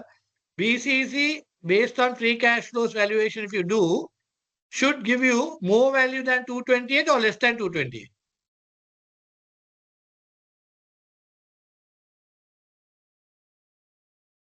Very good. So your theoretical knowledge has to tell you net asset based valuation is what value? Net asset based valuation will give you the what value? Book value, I know. Yeah. Minimum guaranteed value. Thank you. Minimum guaranteed value. So you know that that's a minimum guaranteed value. So your free cash flow method of valuation will give you definitely more than that.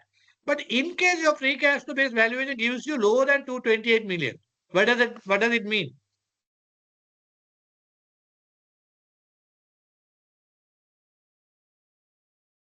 If your free cash flow based valuation of this BCC group is less than your net asset value of 228 million. Yeah, I think great. Somebody mentioned clearly. Your assets are not properly utilized. High cost of capital. No, no. That's not the thing. Assets are not utilized properly to earn return.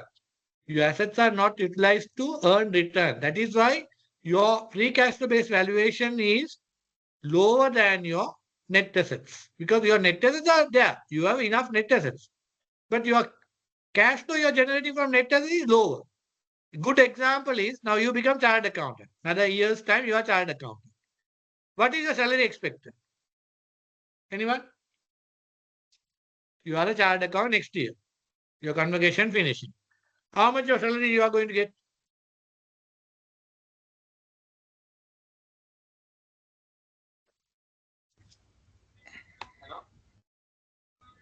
Only one person is going to get. Others are waiting. 200, 500, 400, whatever we get, we can get it. Okay. So if you are in audit firm and going to the market, 257 minimum, you will ask 250,000 rupees. More than that, you will get it, but you will be asked, depending on your exposure you have got in audit firm or even a mercantile experience, you can ask more than that. So you are talking about 250,000. Now say you become chartered accountant. You become chartered accountant and you work for a company for 50,000. You work for a company at 50,000. Now what is the problem? You are the asset. You are the asset. Your asset is sufficiently utilized to earn good return or not good return.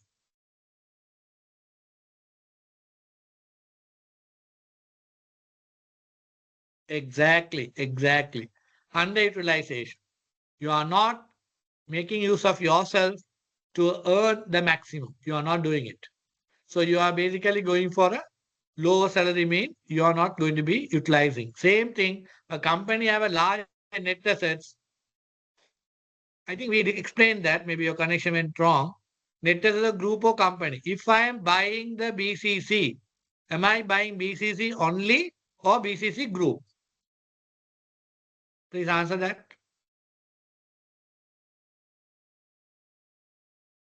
Yes, group.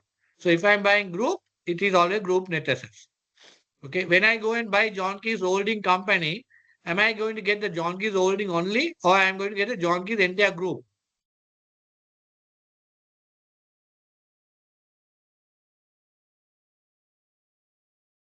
Exactly. Please understand, because these are smaller things, but that makes the difference in your exam passing and failing. But I think today's the two other people joined. I think other than one or two people, others are very clear. I think some of the concepts, I'm very happy about it. Right? You are answering and then the way of understanding is great.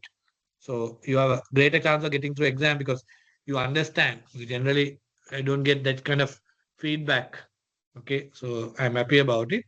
So then coming to BCCI, we don't have other information based on the balance sheet, net is 228. But if the cash flows are going to be generating larger value, then you know definitely company doing well. But if the cash flows are not going to be enough, then you are going to get a lower value. But please understand, the information given in the question is only for 3 years. So, but in the unseen material, most likely they will give you a growth rate. They will give you a growth rate of your cash flows. So based on that, your cash flows will be infinite. So you will have a larger value. Okay. If it is lower value, you should understand they have not utilized their assets properly. But I don't think, because you have a positive reserves in your balance sheet. Positive reserves. That means you are making money. You are making money. Okay. So that's about your areas of some of the discussion. Now I want to touch upon some of the other areas. Now coming to the dividend policy. Now there could be area the examiner could test you. Dividend policy. This Singtel, are they paying dividends over the past? Singtel, are they paying dividend in the past? Yes. Yeah. But there was a one company they mentioned they don't pay or they have not been paying dividend in the past. What company?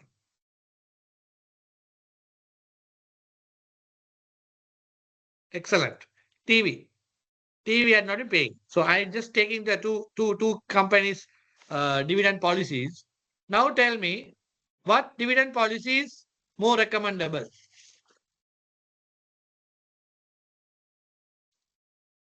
What dividend policy is more recommendable? Singtel? Growth? No. I'm asking which company dividend policy we recommend. We recommend means we think it's appropriate. Is it the VTV policy or STL policy? Singtel policy. Singtel pays dividend with a growth over the past. VTV don't pay no dividends. Yeah. Answer is STL. So I'm sure like you would have learned the dividend theories, right? Dividend theory area where you can understand dividend theory basically says there are many theories are there. So one theory says don't pay dividends. There's another theory called traditional view. Traditional view says you have to pay dividend. Why? Dividend and the share price has a relationship or no relationship. Dividend and share price, exactly, positive relationship, right? So there is a relationship between dividend and share price. So traditional view is more recommended. STL follows traditional view. So we are okay with the traditional view of that. So it's a for a theoretical question I'm talking. Then coming to risk management area. Risk management area. It's a very broad area, but based on this case, I would say there are various risks they have given you. Under point number 15, risk management, they have given you the risk. What are the risks the company or the group faces? Macro event, regulatory compliance, information technology, vendor supply chain, human resource related, financial. There are. It's a very broadly they have given you. Broadly they have given you. But we should know that any company has enough risk to face. Enough company and any company has to pay enough risk. So here there are a couple of risks I would like to say that this company is serious about or should be serious about. One is the your continuity or sustainability of your business. Sustainability. As we mentioned at the beginning, your sustainable business because your market is getting saturated. Marketing getting saturated. So you may not be able to have a infinite period growth in your business because there is a saturation. That is one. Second, competition itself a risk for you, huge risk for you because that can eat into your business. Third, the technological changes which can impact your business very much compared to other people. Technological changes. Fourth, as we mentioned, the government taxes have been very heavy, right? So the government taxes are very heavy. So that itself a threat to your business, which we discussed earlier. So that also has to be considered. Fourth, you need to understand that this business, we have said like, okay, they'll be making money, all that, but they are high geared company. So that is also another concern we have to be worried about because you can't go on this trend. Even for your expansion, you have to fund it through equity capital. So you cannot go to borrowing because it's a risky for your company. IFC loan is given, but IFC loan, as per the understanding what I get from the notes or the theory, it's mainly for the expansion of your technological related, nothing to do with education or any other thing. So please keep this all risk. These are the business related. But there is other one or two important things. One is the foreign currency management, foreign currency risk management. Why we are going to talk about going into what business? Education business in Maldives. So there is exchange risk also matters for this company. Okay. In the borrowings, we have not been told whether your borrowings are all local or international also. We have not been told there. Maybe in your unseen material, they may talk about the company can get into or company has already borrowing because Singaporean company, because even Dialog had the foreign loans, right? Even Malaysian companies, so they had foreign loans. So even here, you can have foreign loans also. If that is the case, if the exchange rate risk can be another area, the examiner can be asking you to find out what the impact, how to manage the risk, all that can be asked. That's a theoretical area, but then they can give you numbers also and ask you to calculate. How about SVP, joint venture arrangement for new venture? Yeah, those are options you can look at it. Now, based on the present case for the given, you can say what are the chapters the examiner can be asking.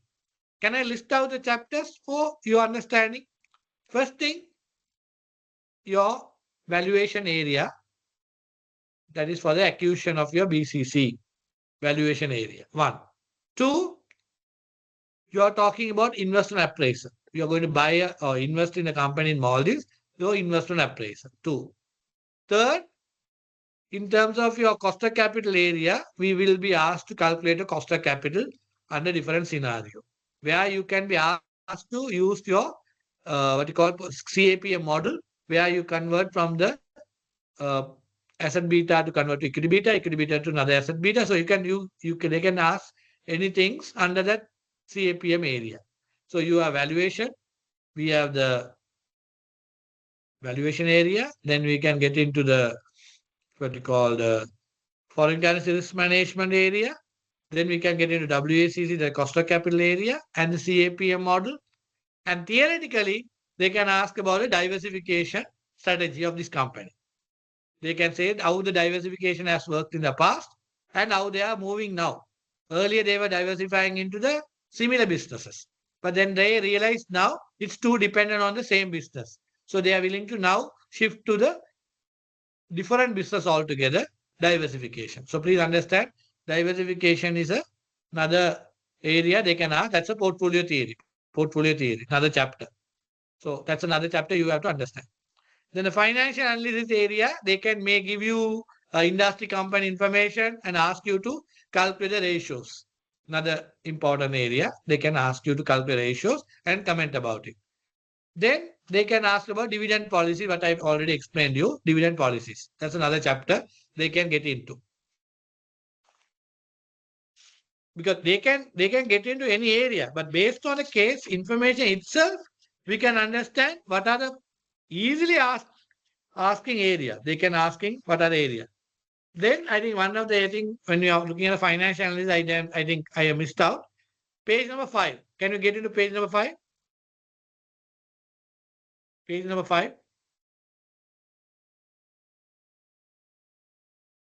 Service diversification, revenue and gross profit. Can you tell me out of the 3 or 4 segments, which segment contribute more revenue and more GP?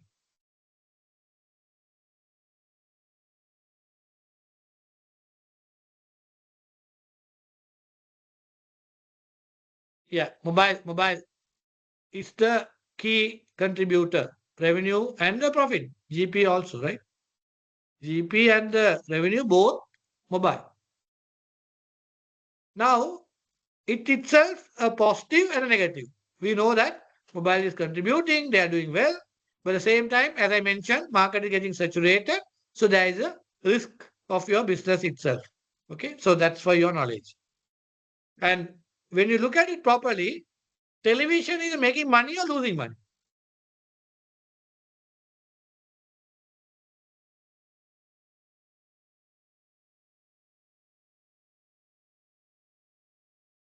Telecommunication, so television channel or the VTV, is it making money or losing money? Look at the graph, page number 5. Yeah, most chances are losing money. Why? Your GP is smaller money. Small amount in the graph, it looks like your gross profit is smaller. If the GP is smaller, chances of you making net profit is higher or low? Low. So chances of net profit is low, right? Maybe you may be making a smaller net profit, not the larger, smaller net profit. So keep that in mind. That's also additional information you have to keep in mind. Why I'm saying is, how much you paid to buy this television network?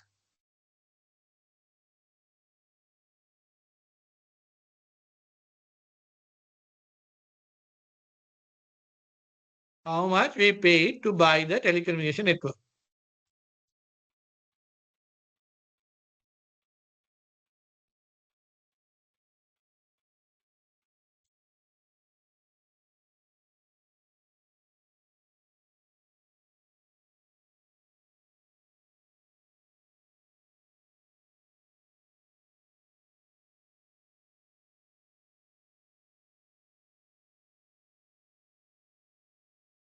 How much we paid to buy the PP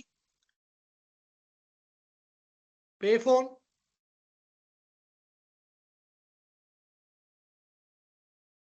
We answered this question earlier.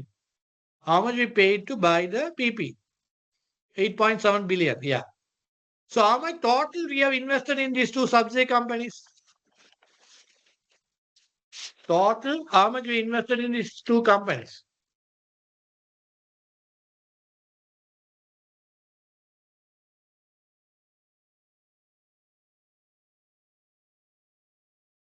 Only two subsidiaries. In the group structure, we looked at only two subsidiaries. Exactly. 22.4 billion in the balance sheet. In the balance sheet under company column, you can see the investment subsidy 22.4.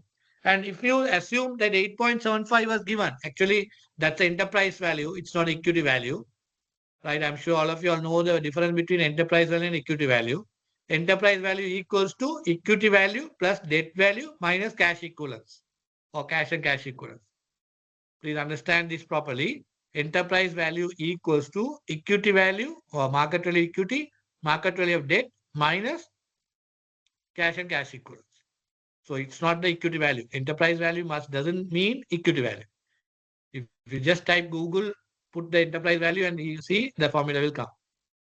Okay. So enterprise value is 8.75. So equity value will be lower than this. Right? We'll keep that for time being that amounts. We don't know the exact amount. So 8.7 it's a total equity value. And out of total 22 billion your investment in subsidiaries, 8.7 billion is for PPE. You assume that. Then how much is your investment in VTV? 13 billion. Excellent. 13 billion. So 13.7 you paid for VTV. And how much VTV GP?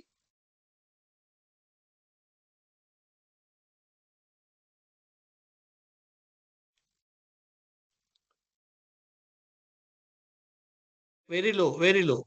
So maybe it's a loss-making company or a smaller profit company. And how much invested you have made? 13.8 billion. So out of your total group, which company is not performing well?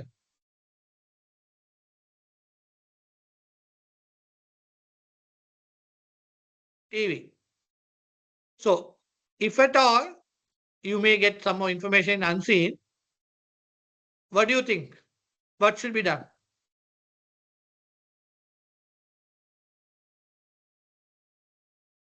Yeah, don't jump the gun, right? It's like you go get the patient to the hospital ICU.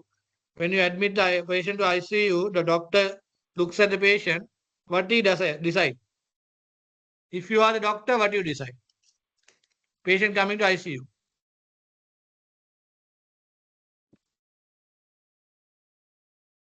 Injection.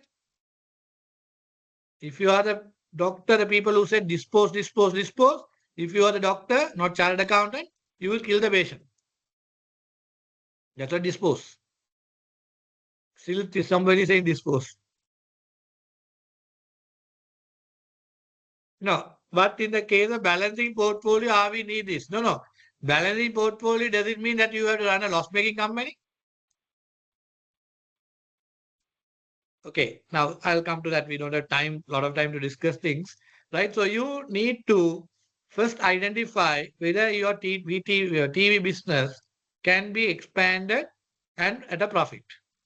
And you identify that. You need to go through that restructuring side, right? Future earning possibility, like good. There are many people answer properly, right? You have to see the potential of this business and why you are incurring so much of cost and can they reduce the cost? All that you look at it.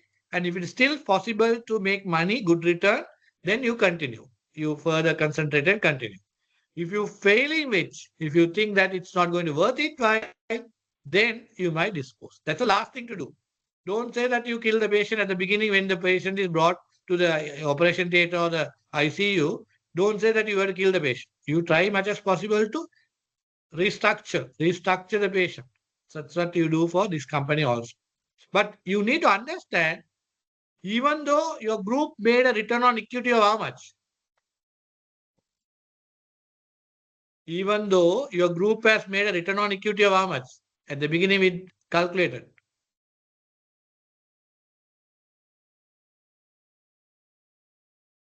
Yeah, 20%, right? 20.9. Yeah, that's the correct number. 20.9.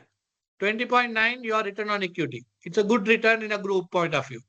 That is including just a break even or a loss making one of the subsidiary.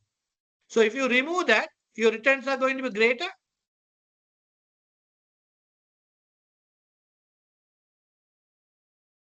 Yes. So you need to now, don't go to say that you dispose. Don't say that dispose. You need to see why it's not making money. Why it's not making money. First, you give it a time for a year or two. You can try that out and see whether we can turn around this company at a good profits. If it is yes, you continue. But if you feel now it's not going to worth it, because we bought it when did you buy this company?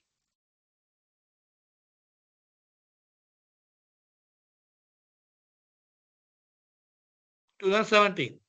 So we are now in 2024 and we don't have information about the VTV today's context.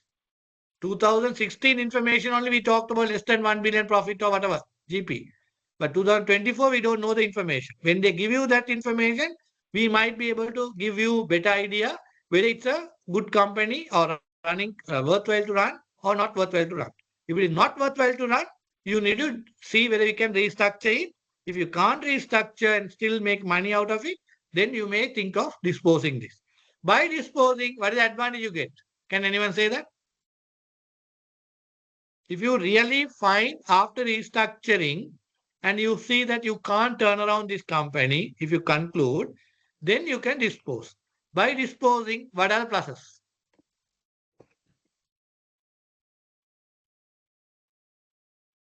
Very good. Secure the group wealth. Cash inflow. Average revenue increase can consider settle the loan, collect money. Yeah, these are, it's like your transactions, you are saying. All the answer what you gave is transactions. You are a financial management expert. You need to give ideas clearly. After all these analysis, you can say that. You are saying transaction, double entries, one by one. So can I say that? One, firstly, when you get your cash flows, 13 billion you invested here, and you assume that you sell it at 13 billion, you get money. You get money. So when you get money, first thing you solve your liquidity problem. This group, at the moment, the problem is liquidity problem is there. We agreed at the beginning, profitability problem or liquidity problem is serious. Profitability problem or liquidity problem is serious. Exactly, liquidity. So by disposing the subsidy, after doing restructuring, all that, if you find it's not worth it, you sell it. When you sell it, you solve. Can you write down that in a separate paper? You solve. In case if your restructuring doesn't work, then you sell this company, subsidy company. By doing it, what advantage you get? One, you solve the liquidity problem. One. Two, you reduce your gearing. You reduce your gearing. You reduce your gearing. By reducing your gearing, you are reducing the what risk? By reducing the gearing, you are reducing the what risk? Financial risk. Great. Financial. Credit risk. Come on. Financial risk. You reduce the financial risk, not the business. Now see, business risk is nothing to do with your capital structure. Your gearing means it's a financial risk. Business risk is about your normal operational related. Okay. So you reduce the financial risk. So you reduce liquidity issue, you reduce your gearing financial risk. Third, you are able to use your money for expansion. You are able to use your money for expansion. So you need to understand that by reducing gearing, you get your money and then you can invest that money for your expansion. So that is the third thing what you can do. Fourth, you might see your cost of capital reducing or increasing.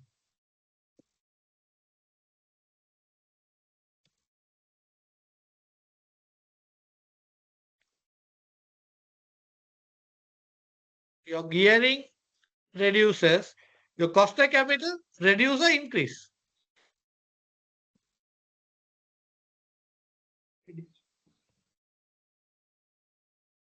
Think and answer.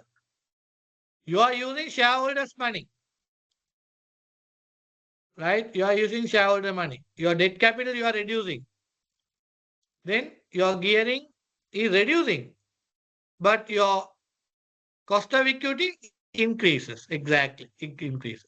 So WACC also will, somebody saying W will increase, cost of equity reduce. No, no, no, no. Cost of equity is going to go up,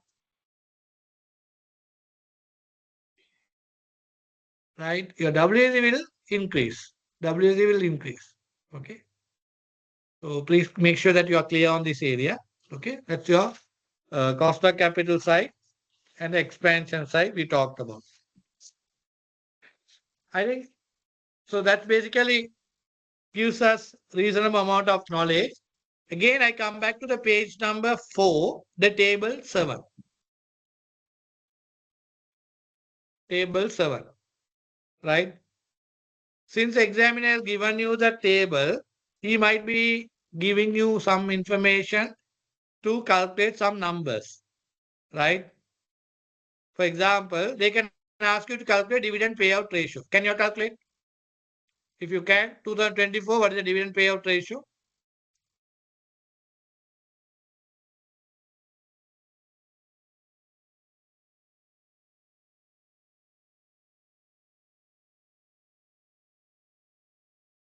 What is your dividend payout ratio? How do you calculate? Dividend per share divided by earning per share. Dividend per share divided by earning per share give you dividend payout ratio. Somebody is saying 28%. How do you calculate dividend? Dividend per share divided by earning per share. How much is that? 58, I think. Okay. So let's finish the table 7. I'll come to that other question later. Table 7. So we can be asked to calculate dividend payout ratio. Then they have given you debt ratio. How do you calculate debt ratio?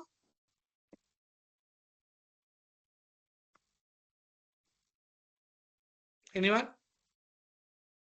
Just type Google. Debt ratio you can understand. 1 minus 1, sorry, debt ratio is debt divided by total assets. Out of total assets, how much you have funded exactly? Debt divided by total assets. So you can be asked to calculate equity ratio. Equity ratio. No, no, no, no. Somebody say debt divided by debt plus equity. Debt plus debt divided by debt plus equity gearing ratio. Debt ratio is debt divided by assets. Please make sure that you understand this. Debt equity ratio, debt divided by assets is debt ratio. Debt divided by debt plus equity is gearing ratio. Please make a note. Okay. So the further they can ask you to calculate your GP margin, net profit margin, all that you all know, I'm sure. Right. So based on the table, they can ask you to calculate. Right. So that basically gives the reasonably analysis of the case. Okay. Now, somebody has mentioned industry profit margin. Industry profit margin is how much? Abnormal. Where is that? Industry profit margin have they given?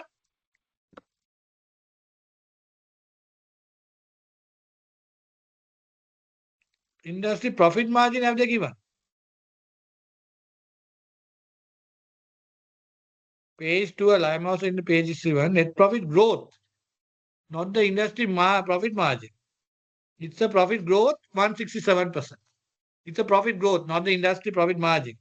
Okay. Net profit growth is 167.9 growth industry. What is our profit growth? Net profit growth.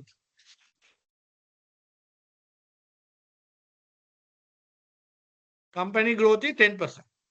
Right? Net profit growth 167%. So we have doubt whether that number is correct. And please understand, out of the total industry, how much market share we have?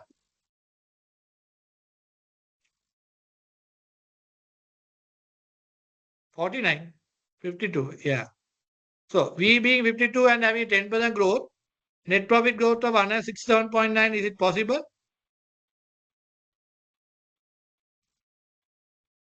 Is it possible? Not possible. Only one possibility if this number is correct. If number is correct, only one possibility I can think of is our group profit. Our group profit, if you look at it, page number 5 or 4, the table 7, we are talking about a group profitability we have been given. And company profit 6.1 current year. Last year we don't know. Current year 6.1. The group 10.4. That means the balance 4 billion, we have got it from where? The group company profit after tax 6.1, group profit after tax 10.4. The 4 billion profit, we got it from where?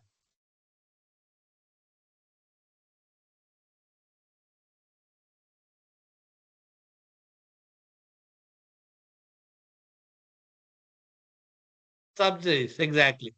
So we don't know the TV, we said it could be loss making. We don't know whether it's actually loss making or not because this 4 billion profits have come. Okay, then I think no one pointed out there is something here in the PNL, foreign exchange gain or loss. Foreign exchange gain or loss. How much foreign exchange gain or loss? No, the loss gain. How much?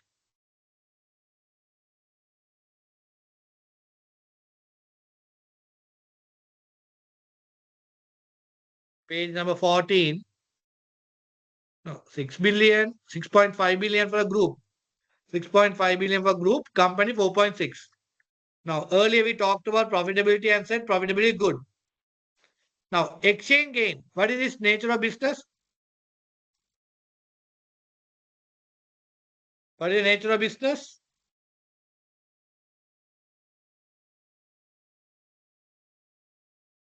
Telecommunication. So, how do you get a telecommunication exchange gain or loss?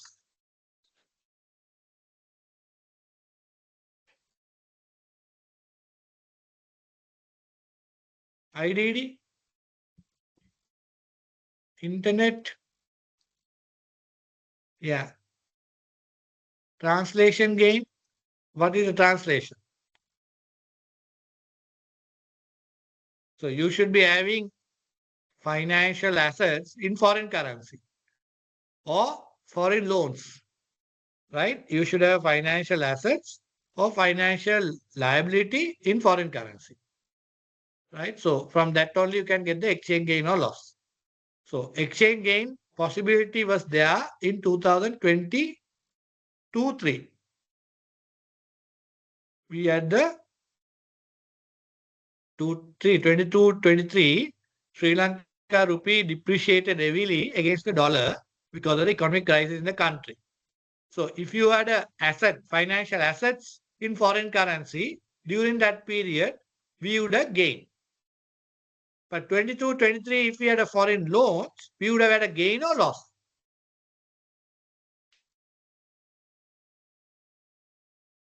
Exactly. It would have been lost in 22-23. Now come to 24. 24, Sri Lanka rupee depreciated or appreciated?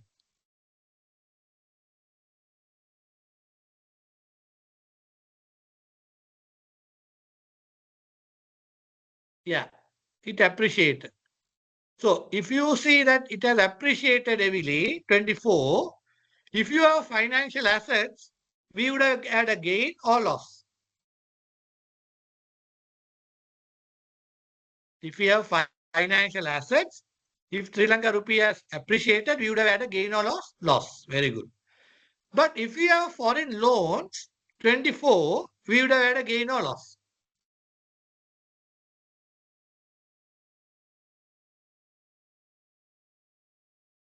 Superb. Yeah, you are very clear. Right. Now come to the point. You have in your loans, borrowings, do you have foreign currency loans?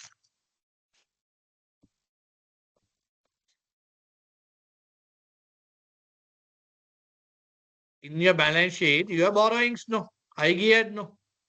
Right? So those loans, you think that they should have the foreign currency loans also?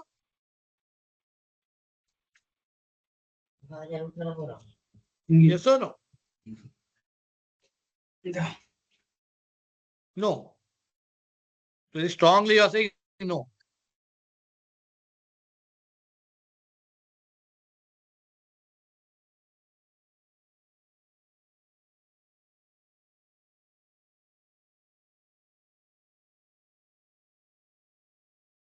My question is whether your company have foreign currency loan or not.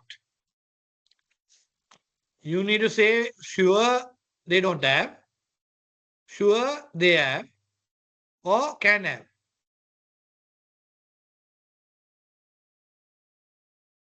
Yeah, can be since the finance is given in rupees, not in, yeah, that is understood. But you have a huge gain, right? Foreign currency gain.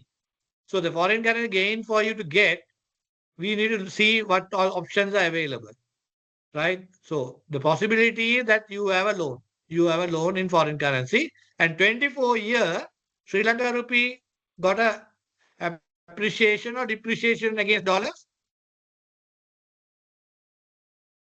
24 Sri Lanka rupee appreciated or depreciated? Appreciated. So if you have foreign currency loan, will you have gain?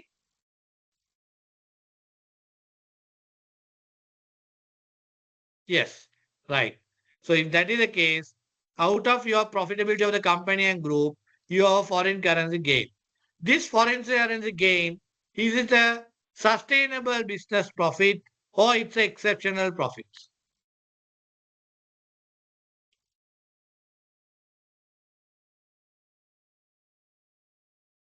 Yeah.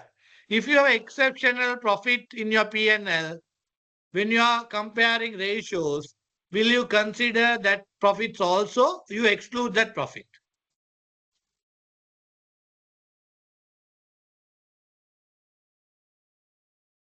Very good. So now, can I ask you, the profitability ratio we calculated earlier should include the exchange gain or exclude the exchange gain?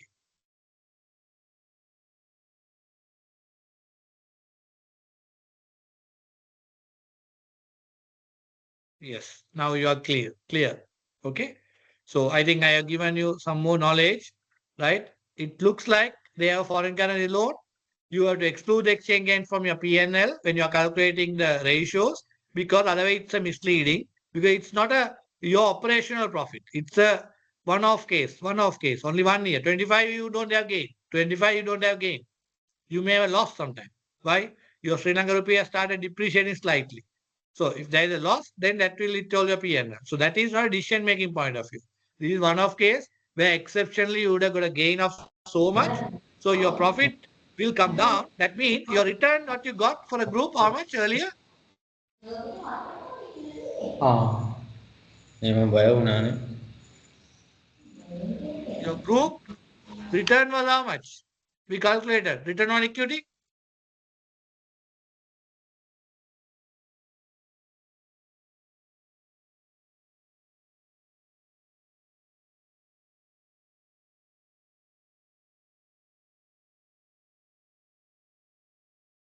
$20.9. Yeah, 20.9. That was your return we calculated. But do you think that group has earned that return? Solid return 21% they have earned.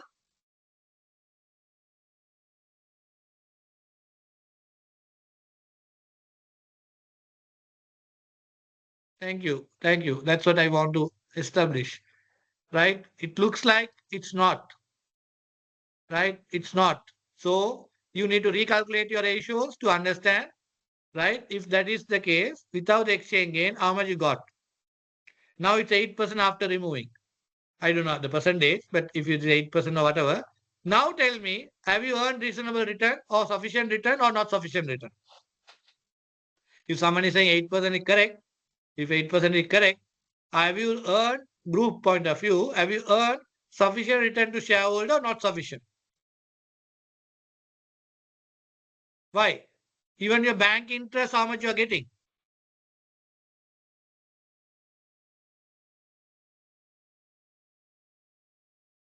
Yeah, bank interest are 8% and you are also getting 8%. Sufficient or not sufficient? Not sufficient. So very good. So you have got the idea now. The exchange gain is not something to be considered. So you remove that. Then your returns are lower. So you are not making enough return for your shareholders. And what is your primary objective of shareholders or the company?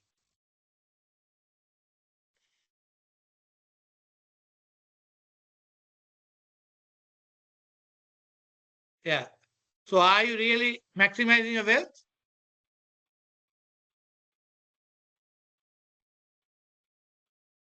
Are you maximizing your wealth? No. So now really now look at it.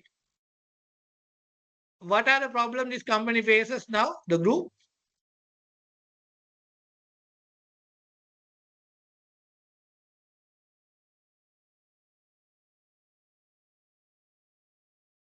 Earlier we concluded one issue. No. Don't conclude the operating expense higher and all. You don't know those things. Finance cost. No, it's not finance cost. Yeah. I think somebody hit the point clearly. Liquidity is the only problem we looked at earlier and said serious problem. Gearing, we said it's not serious problem, but it's also could be a problem later. Gearing. Now we realize it's not only those two. We have a problem of what?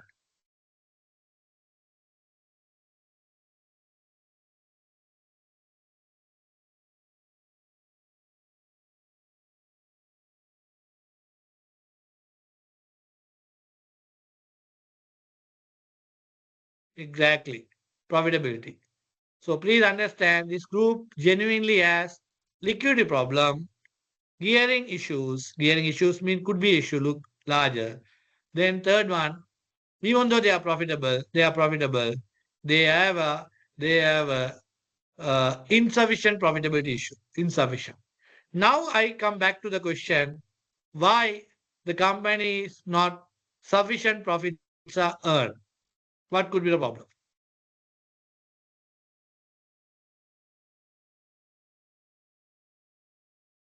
I believe that you all are understanding the way I'm taking through.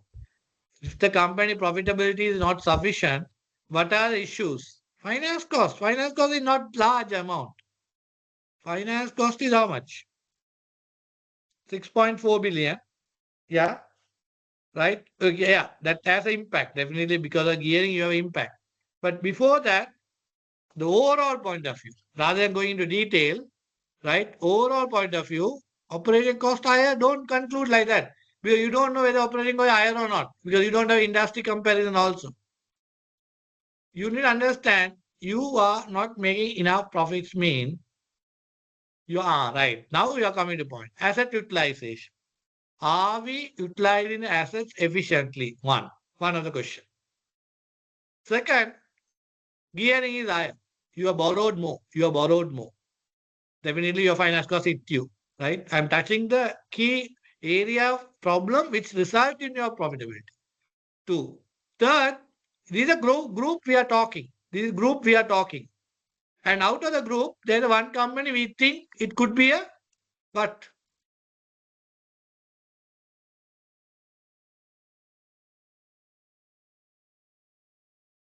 out of three company, one company we talked about, we said it could be loss making. Yeah. So these are key issues, right? So I think we have got some more idea now. This company, the operation expense could be more, right? This kind of thing you can talk. We don't know exactly, but we can talk about it. Don't not that you can't. But for sure we know you have higher finance cost because higher gearing. And then you are talking about a possibility of a loss-making organization you are running. Then third one, I think what's the third one we talked about? One is the finance cost because of gearing. Second one is your anyone? Operation loss company, which is TV business. Third, what is the third one? Asset utilization. You may not be using your assets utilized properly because you have how much assets you have?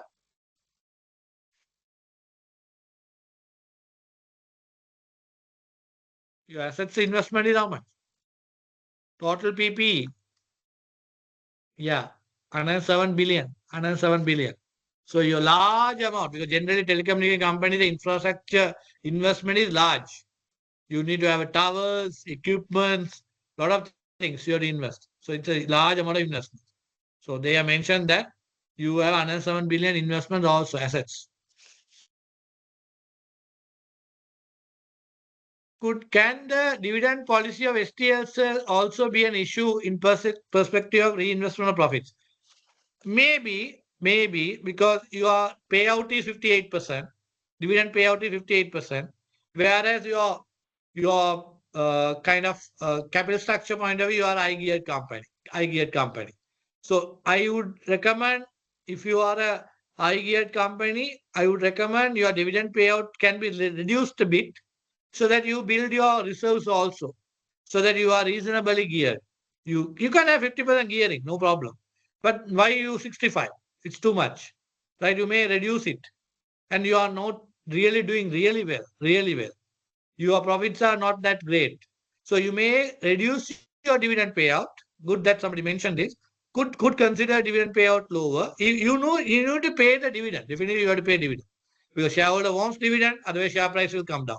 So you need to maintain your share dividend to the shareholders so that your profitability is maintained and dividend is maintained. So your share price is maintained. But you need to make sure that your gearing is unnecessarily high up and your liquidity is also a problem. So when you're paying dividend, mean your cash goes out. Cash goes out. So until you build up your reserve, until you build up your liquidity properly, I would say that you reduce your dividend payout. You don't have to pay same dividend payout in the past what you did, because you may reduce it until maybe your profitability is improved. Then you can improve your dividend payout. Good that somebody brought up that. Okay. So I think these, so if the high retention ratio, true. At what cost? Your retention is high, I mean, it is opportunity for growth. True. But at what cost? When you are going to retain your profit, right, you are able to grow. But at the same time, you need to see whether your shareholder wants dividends. If your shareholder wants more dividend, if you don't pay dividends, your share price will increase or reduce.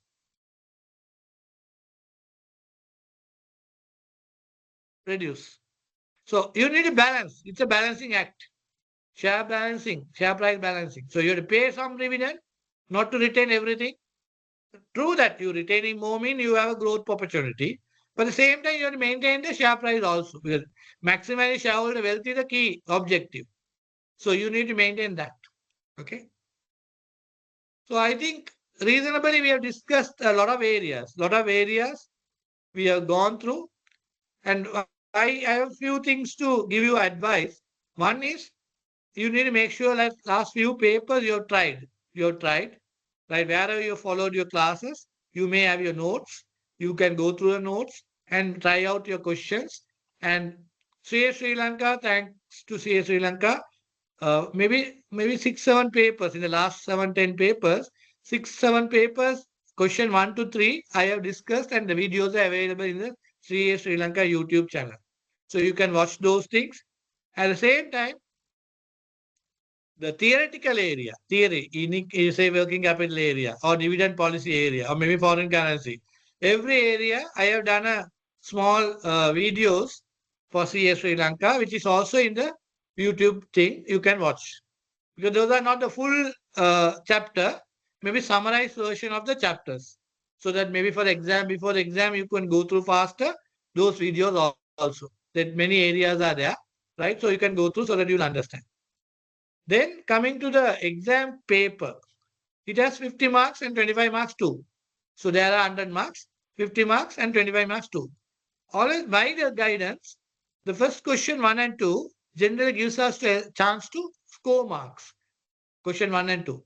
So question 1 and 2, ideally you should be able to get at least 30 marks to a 2. Minimum 30 marks. Out of 50 of the first 2, you get 30 marks minimum. That means you have 25 marks question, you should at least get 15 marks above.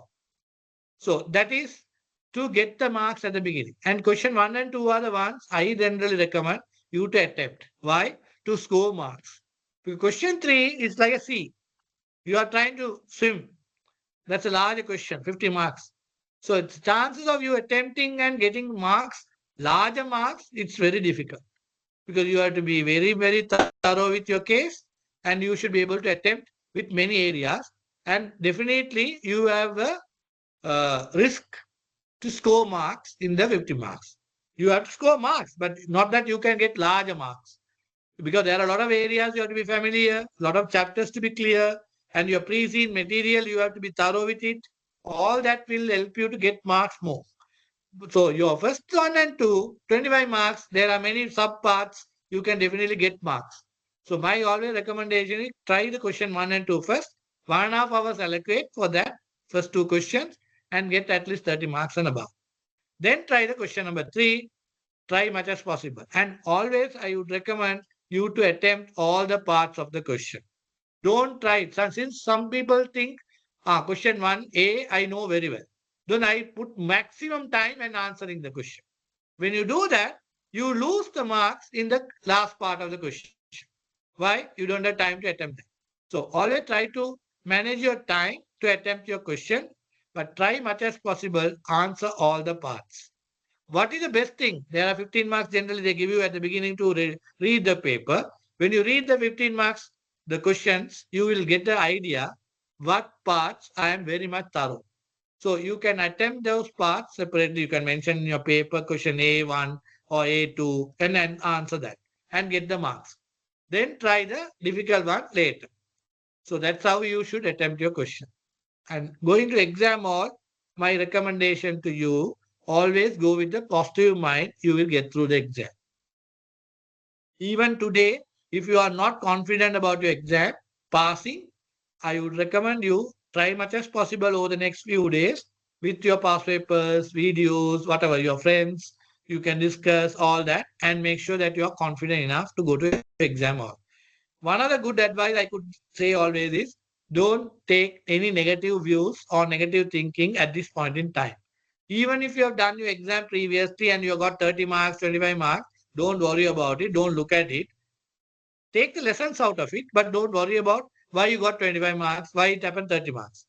Right? If the pilot today's context in any country, when he starts the pilot, take the flight, if he thinks about Air India crash last week, what will happen?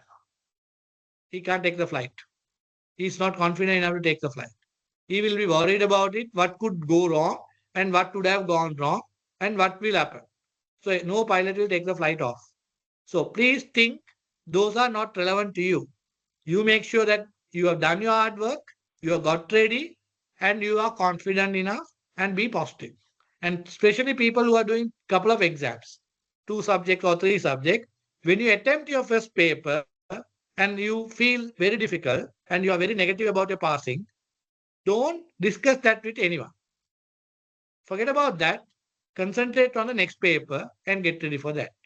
Because there is no relation between question one paper and other paper. Just because you fail the one paper, second paper also you will fail. No relationship.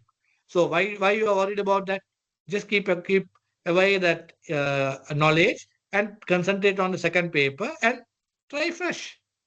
Those who are doing second, third time paper, don't worry about your past because there is no relation between your past failure and this paper passing.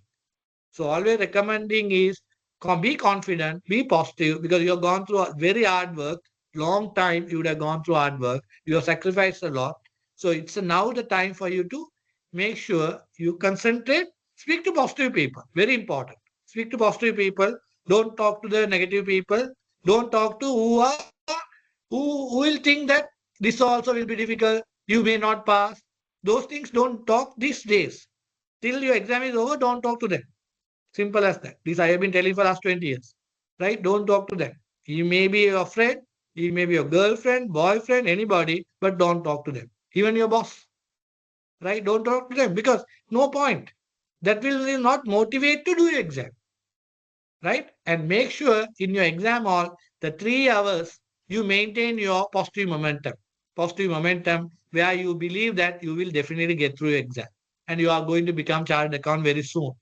And that will make your life totally different and you are going to be a millionaire or maybe a billionaire. Right? So that's so positive feedback, I could say. Right? It is a different world altogether. You're passing. Your passing will become another world to you. It will give you an opportunity. So be confident, be positive, and don't get confused. Right? I'm sure like you have friends definitely who have got through or who are doing with you, and have positive friends who will talk to you and you will help. Even at the last minute, don't get confused.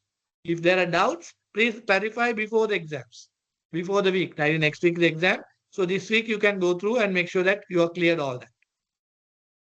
Okay, all the very best, students. I believe I have done some work for you and support to you. So I'm confident that I think there are a lot of people answered very much. So I'm sure definitely you will get through. I'm sure CA Sri Lanka will upload this video. So you can again, if you want, you can watch it and make sure that you make use of it and get through the exam sooner. Thank you very much for the opportunity.